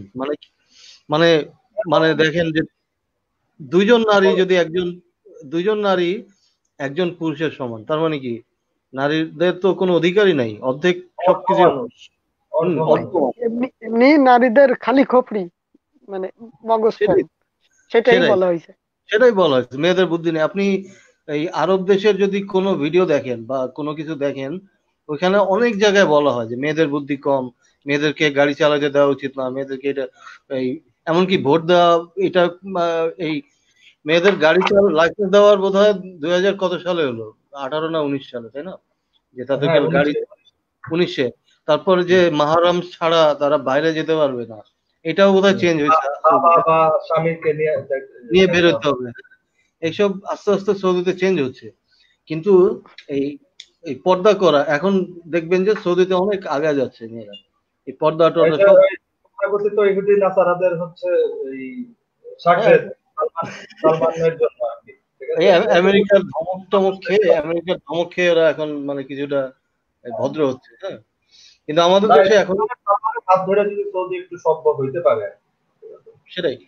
কিন্তু আমাদের দেশে এখনো মেয়েরা বস্ত্রবন্দি, ঠিক আছে, এখনো এখনো বলতে পারি যে তো প্রায় 50%, আমাদের দেশে এখনো ওই রকমই চিন্তা করে যে মেয়েরা তো না না, আহ, 50% না, তারও আরো বেশি, বেশি, 75%। বেশি হবে, আরো বেশি। আরো বেশি আপনার হবে, রাইট। ঢাকার অবস্থা দেখলে হয়তো সেটা একটু কম মনে হতে পারে, আপনি না, গ্রামে আমি তো ঢাকা ভিত্তিক চিন্তা করি। হ্যাঁ, হ্যাঁ, আমি তো চিন্তা করি ঢাকা ভিত্তিক, কারণ ফারুক ভাই বাগেরহাট একটু ছোট, মানে শহরটা, আমি বাগেরহাট মানে কি, আমি খুব ভালো তো বাগেরহাট ওই এরিয়াটা জানি। হ্যাঁ, তো না, এখানে আমাদের এলাকায় দেখা যাচ্ছে ফ্রিডম আছে, স্বাধীনতা আছে, ঠিক আছে, কিন্তু হ্যাঁ, দেখা যাচ্ছে যেমন মেয়েরা একটা নির্দিষ্ট বয়সের পরে যে এই বোরখাগুলো বেশি ইউজ করে, যেমন ধরেন 35-40 হ্যাঁ, বয়স যখন হয় তখন আর ভাই কি এই ভাই এটা এইগুলো। এটা এটা এখানে আমার একটু কারেকশন আছে, 40-35 এর চেয়ে আরো বেশি ইউজ করা হচ্ছে 50-এর উপরে যায়, যখন ওই মহিলার দিকে কেউ তাকাবে না, এখন বুড়িয়ে যায় তখন। বুড়ি আচ্ছা হয়ে আচ্ছা, যায়। না তাহলে যখন যখন একটা মানুষ, একটা মেয়ে যৌবন প্রাপ্ত হয়, সে তো তখন এইগুলো করবে। ভাই একটা পুরুষও তো যৌবন প্রাপ্ত হয়, তখন সে কি বোরকা পরে? কথা তো এটা যে আপনি আপনি যদি একটা মেয়ের যদি হচ্ছে মানে শরীর দেখে যদি আপনার কিছু হয়, আমি আপনাকে ইন জেনারেল বলছি না ভাই, আপনাকে কি আমি হচ্ছে ওই সমস্ত মানুষকে বোঝাচ্ছি, আপনাকে বলছি না, আপনি মাইন্ড করবেন না। একটা না মেয়েকে বলেন যদি কি হচ্ছে বলছেন? মেয়ের মেয়ের কোনো কিছু দেখে যদি একটা ছেলের হচ্ছে কোনো অনুভূতি জেগে যায়, তাহলে একটা ছেলে যখন হচ্ছে মাঠে ঘাটে একটা স্যান্ডো গেঞ্জি পরে ঘুরতেছে বা একটা হচ্ছে খালি গায়ে ঘুরতেছে, তখন কি একটা মেয়ের কিছু জাগতে পারে না? তাহলে ভাই পুরুষের পর্দা কি? ঠিক বলছেন, পুরুষের মানে পর্দা কই? একটা একটা মেয়েরও তো সেই একই ফিলিংস জাগে, তাই না? একটা সুন্দর ছেলে দেখলে তারও ইচ্ছা করে হুম, যে আমি জ্যাট করি এটাকে। ঠিক আছে। জাগতেই পারে ভাই, এটা ন্যাচারাল, ন্যাচারাল না? না, ন্যাচারাল। এটা হতেই পারে, এটা স্বাভাবিক। আমি ওই জন্য তো বলেছি যে ওই যে আপনাদের প্রথমেই শুরুতে একটা কথা বলিলাম, তো শুধু একটাই এক্সাম্পল দিছিলাম যে প্রত্যেক ক্রিয়ার সমান এবং বিপরীত প্রতিক্রিয়া আছে। এটা হুম, দেখা যাচ্ছে আমি যেরকম করি, একটা মেয়েরও সেরকম ফিল হতেই পারে, স্বাভাবিক। স্বাভাবিক ফিল ভাই। হতেই পারে না ভাই, ফিল হয়, কিন্তু সেটাকে হয়। আমরা হচ্ছে যে গলা চাপা দিয়ে রাখি। হায় হায়, একটা মেয়ে যদি আরেকটা ছেলেকে প্রপোজ করে, বা একটা মেয়ে যদি আরেকটা ছেলের দিকে তাকায়, তাহলে আমরা ওই হুম। মেয়েকে বলবো বেশ্যা। আর যদি একটা ছেলে আরেকটা মেয়ের দিকে তাকায় বা 10টা মেয়ের দিকে তাকায়, ছেলেকে জাস্ট হয়তো চরিত্রহীন বলি, আর ওই যে শহরের যারা ছেলে তাদেরকে আমরা বলি প্লে বয়। প্লে বয় তো বল। হ্যাঁ, হ্যাঁ, ওটাকে আমরা কিন্তু তাকে একটা ট্যাগ ই লাগাই দিচ্ছি, এটা কিন্তু তার একটা কমপ্লিমেন্ট। কিন্তু একটা বেশ্যা বলে যে মেয়েকে, ওটা কিন্তু একটা মেয়ের কমপ্লিমেন্ট না, সেটা একটা মেয়েকে গালি দেওয়া হচ্ছে, ঠিক আছে? ঠিক বলেছেন। তো যাই হোক, আম, ঠিক আছে, তো আমাদের এর পরের লাইভে আমরা এটা আরো বিস্তারিত মেয়েদের আম, স্বাধীনতা হ্যাঁ, বা হ্যাঁ, হ্যাঁ, এটা এটা মনে হয় আমার কাছে বেটার মনে হচ্ছে যে আমাদের সমাজের মেয়েদের জাগ্রত করাটা খুবই দরকার। তাহলে তো মেয়েদের যুক্ত হওয়া উচিত আমাদের লাইভে, মানে আমরা তো কোনো হ্যাঁ সেটাই ভাই, মেয়েদের যুক্ত হতে হবে। আর না না, আসলে না না, সবচেয়ে এখানে বড়- আরেকটা বিষয় আছে যে অনেকে আছে যে মেয়েরা যদি যুক্ত হয় তাহলে দেখা যাচ্ছে কি যে বেশিরভাগই এখানে মুসলিম, আমারই ভাই ব্রাদার এসে দেখা যাচ্ছে গালাগালি, ইচ্ছামতো ও সেক্সুয়াল, ভাই, মানে ভাই যেগুলো কুকুরের কাজ, মানুষের ইনজেক্ট কুকুরের করে কাজ কুকুর সেগুলো। করবেই ভাই, কুকুরের কাজ কুকুর করবেই। আমরা এত দিকে যদি মনোযোগ দিই, তাহলে আমাদের লক্ষ্যটা ভাই বিচ্যুত হয়ে যাবে। এই যে আমি বা সত্যের ভাই প্রত্যেকদিন ফেক আইডি থেকে কত কত থ্রেট খাই বা কত কত গালি খাই, তার কোনো শোনেন হিসাব নেই। শোনেন এগুলো ভাই শোনেন সবাই ভাই, বুঝে। শোনেন ভাই, একটু এক্সাম্পল দিই। আমার এই পর্যন্ত 17টা আইডি হ্যাকিং হয়ে গেছে। এটা তো এই আছেই। এই যে যে আমরা তো এই যে যে নামটা, এই যে যে নামটা দেখতেছেন না এখন? শাহরুখ খান। হুম। হ্যাঁ, হ্যাঁ, আমার আইডি যে হ্যাক করেছে আমি তার নামেই এখন একেবারে আমার ফেসবুক পেজ সবকিছু ওর নামেই চালাচ্ছি। যে তুই যে কোটা আইডি হ্যাকিং করবি, আমি এরপরে বাংলাদেশি সরকারি চ্যানেলে যে তোর বিরুদ্ধে তোর নাম দিয়ে এইগুলোই করবো, এখন তুই না রোজ ভাই, একটা আপনি করে। আপনি এখন না না, সরকারের কাছে এগুলা বলে লাভ নাই ভাই, কারণ সরকার নাগরিকদের বিরুদ্ধে একটু কঠোর, হ্যাঁ, ঠিক আছে? সরকার হচ্ছে এই না না, আসিফ ভাইয়ের যে যে পেজ ইয়া ছিল, ওয়েবসাইট ছিল, সেটাও নাকি হ্যাঁ, ব্যান করে দিয়েছে। সেটা এর আগে ছিল হচ্ছে যে এই নাস্তিক্য.com, ওটা তো অনেক আগে ব্যান করে দিয়েছে। এখন যে কে বলেছে? সংখ্যা, হ্যাঁ, না না, এটা এত তো সত্যি নাস্তিক.com ব্যান করে দিতে সংশয়.com আছে, একই সংশয় নাম। আছে, সংশয়.org দুটোই আছে। না, দুটোই নাস্তিক তো আছে, সার্চ দিলে তো দুটোই আসে, আমি তো দুটো থেকেই পড়তেছি। ঢুকতে পারবেন না ভাই, ঢুকতে ঢুকতে পারবেন না। পারবে না, আপনি সার্চে হয়তো পাবেন, সার্চে আসবে, কিন্তু আপনি পেজটা ওপেন হয় না। আপনি যদি লিখে এখন এখন লিখে আপনি যদি দেখেন যে আপনার পেজটা ওপেন হবে না, ব্লক করে দেওয়া আছে। হ্যাঁ, আর সংশয়.com ও ব্লক করা বাংলাদেশে, শুধু তারপরে ওই আরব। যে গতকাল নাকি পরশুদিন হচ্ছে আসিফ মহিউদ্দিনের একটা হচ্ছে পেজের একটা ভিডিওকে হচ্ছে ফেসবুকের কাছে নালিশ করে বন্ধ করে দেওয়া হয়েছে। আচ্ছা, সরকারের পক্ষ থেকে হচ্ছে ফেসবুকের কাছে নালিশ করে। তো হ্যাঁ ভাই হ্যাঁ, এটাও ঠিক। এইটা হচ্ছে এখনই যদি আশা করেন যে সরকারের কাছে আপনি নালিশ করে কোনো উপকার পাবেন, এটা ভাই ভুল ধারণা, বরঞ্চ আপনাকে জেলে পড়বে। ঠিক আছে? আপনাকেই ধরো, রাইট। এরা যদি এই কোনো বোকামি করা দরকার না। মানে কিন্তু এইখানে এইখানে আসিফ ভাই একটা যুগান্তকারী ফয়সালা নিছে, আর এবং এটা আমি খুব ভালো মনে করি যে বাংলাদেশে কিন্তু এখন পরিবর্তনের ঝড় শুরু হয়েছে একটা, এটা অবশ্যই, হ্যাঁ, দেখতে পারবেন অনেক, কিনা জানি না। তবে এখন দেখা যাচ্ছে ঘাটে পথে সব জায়গায় এরকম কথা বলার লোক পাবেন যে এটা কেন, হ্যাঁ, যারা এখন আগে প্রশ্ন আগে করে প্রশ্ন করার লোক আছে যে এটা কেন করলে। ঠিক, আগে মানুষ ভয়ে মানে কি মুখ খুলতো না, এখন যাদের মনে প্রশ্ন ছিল কিন্তু মুখে আসতো না, এখন সেই প্রশ্নটা মুখে চলে আসছে সবার। এটা হ্যাঁ, আপনি, আগে হুজুররা ওয়াজে মসজিদে হচ্ছে ইহুদি নাসারাদের গালি দিত, এখন গালি দেয় নাস্তিকের বাচ্চা নাস্তিক। হ্যাঁ, হুজুরদের বিরুদ্ধেও তো এখন ইয়ে হচ্ছে, তাদের বিরুদ্ধে নিষেধাজ্ঞা হচ্ছে সরকার থেকে, যে সবাইকে অনেকে মানে কি ওয়াজ বন্ধ করে দেওয়া হলো, যে এই যেমন এই আজাহারি সাহেবকে বিদেশে পাঠিয়ে দেওয়া হইলো, কারণ পাঠা সে দেওয়া হলো, হ্যাঁ, মডারেট হ্যাঁ, এই ফ্রিলি জন্য মুসলমান ধর্ম প্রচার করতে এই চায়, এই যদিও জন্যই সে একটা হচ্ছে কথা বলেছি যে সত্য কথা বললে মানে তার কল্লা উড়াতে হবে, সত্য উড়াই কথা দেওয়া, বললেই তার কল্লা উড়াতে হবে। ঠিক বলেছেন। সেটাই। আচ্ছা, তো ঠিক আছে, আমরা প্রায় শেষ পর্যায়ে এখন। হ্যাঁ, আলবার্ট ভাই, আচ্ছা, ঠিক আছে, তাহলে সবাই ঠিক আছে ফারুক ভালো ভাই, অনেক ভালো অনেক থাকবেন। ধন্যবাদ। ধন্যবাদ যুক্ত হ্যাঁ, হওয়ার জন্য। আপনাদেরও আলবার্ট ভাই, অনেক আপনি অনেক ধন্যবাদ। শেষ জি কিছু ভাই, বলার, হ্যাঁ, তাহলে শেষ করে দিন। আসলে ভাই এটা আমাদের প্রথম লাইভ উপলক্ষে বিশেষ কিছু বলার নাই, আমাদের ভুল ভ্রান্তি হতেই পারে ভাই। আহ, আমাদের ব্যক্তিগত সমালোচনা না করে আমরা কি বলি সেটা সমালোচনা করলে আমরা খুব খুশি হব। আমার হচ্ছে ফেসবুক আইডিতে জোকার পেজ দেওয়া কেন, আমার নাম আলবার্ট হকিং কেন, ভাই এগুলো নিয়ে আলোচনা করে বা আমাকে ব্যক্তিগতভাবে গালি দিয়ে বা আমার মাকে বাবাকে তুলে গালি দিয়ে বা যে কোনো নাস্তিকের মা বাবাকে তুলে বউ তুলে গালি দিয়ে ভাই আসলে কোনো লাভ নাই। নাস্তিকরা কি বলে সেটা কতটুকু যৌক্তিক, সেটা কতটুকু ভুল বা সত্য, আপনারা সেটা নিয়ে একটু চিন্তা করেন ভাই। এটা হইলে হয়তো দুপক্ষেরই ভালো, আমাদেরও জি, ভালো, আপনাদের জন্য ভালো। ঠিক আছে? আর আমরা রেগুলারই লাইভে আসার চেষ্টা করবো, সপ্তাহে হয়তো একটা দিন ফিক্স করবো, সেটা গ্রুপে চোখ রাখলে আপনারা দেখতে পারবেন। উম, এই তো হ্যাঁ, এতটুকুই। সত্তর হ্যাঁ, ভাই আমরা, কিছু বলেন। হ্যাঁ, আমরা এই এই এই চেষ্টা করবো যে সামনে রবিবার আবার রাত 9টায় যুক্ত হওয়ার জন্য। এবং যারা আজকে শুনলেন এবং দেখলেন, সবাইকে ধন্যবাদ। ফারুক ভাইকে বিশেষ করে ধন্যবাদ আমাদের সাথে শুরু থেকে থাকার জন্য। আর হচ্ছে যে ধর্মহীন ভাইকে ধন্যবাদ। এর মধ্যে যুক্ত হয়েছিলেন উড়াধুরা ভাই, উনি এসে চলে গেলেন। তো ওনার একটু সমস্যা আছে ভাই, আপনি আসতে পারেন না, আমি আচ্ছা, আগেই ঠিক আছে, তো আশা করছি যে সামনের লাইভে আরো মুমিনরা যুক্ত হয়ে আমাদেরকে সরাসরি প্রশ্ন করবেন, কারণ ফেসবুকে তো অনেক আমাদের আমাদের মূল লক্ষ্যটাই এইটা ভাই, যে মুমিনরা এটা, হ্যাঁ, আমাদের লাইভে যুক্ত হয়ে আমাদের দাঁত ভাঙা জবাব দিবে। আমাদের সেটাই। মূল আমরা লক্ষ্যটাই আমাদের এটা। আমাদের লাইভ করার উদ্দেশ্য হচ্ছে যে আমরা তাদেরকে, আমরা তো টাইপ করতে করতে আসলে আঙ্গুল ব্যথা হয়ে যাচ্ছে, তো এখন আমরা এই টাইপ করে আঙ্গুল ব্যথা না করে আমরা সরাসরি আপনাদের প্রশ্ন উত্তর দিতে প্রস্তুত আছি। এবং আমরা এই যে এই প্ল্যাটফর্মে স্ক্রিন শেয়ার দিতে পারবো, রেফারেন্স দিতে পারবো। এখন বললেন যে এটা আপনি কোথায় পেলেন, ওটা কোথায় পেলেন, সবই আমাদের কাছে আছে, কোথায় পাইলাম দেখা দিব। ঠিক আছে, হ্যাঁ, তো এটাই বলে শেষ করে দিচ্ছি যে ধন্যবাদ সবাইকে, আগামী লাইভ দেখার জন্য সবাইকে আমন্ত্রণ জানাচ্ছি। ধন্যবাদ, জি, ভালো থাকবেন। ধন্যবাদ ভাই, শুভরাত্রি।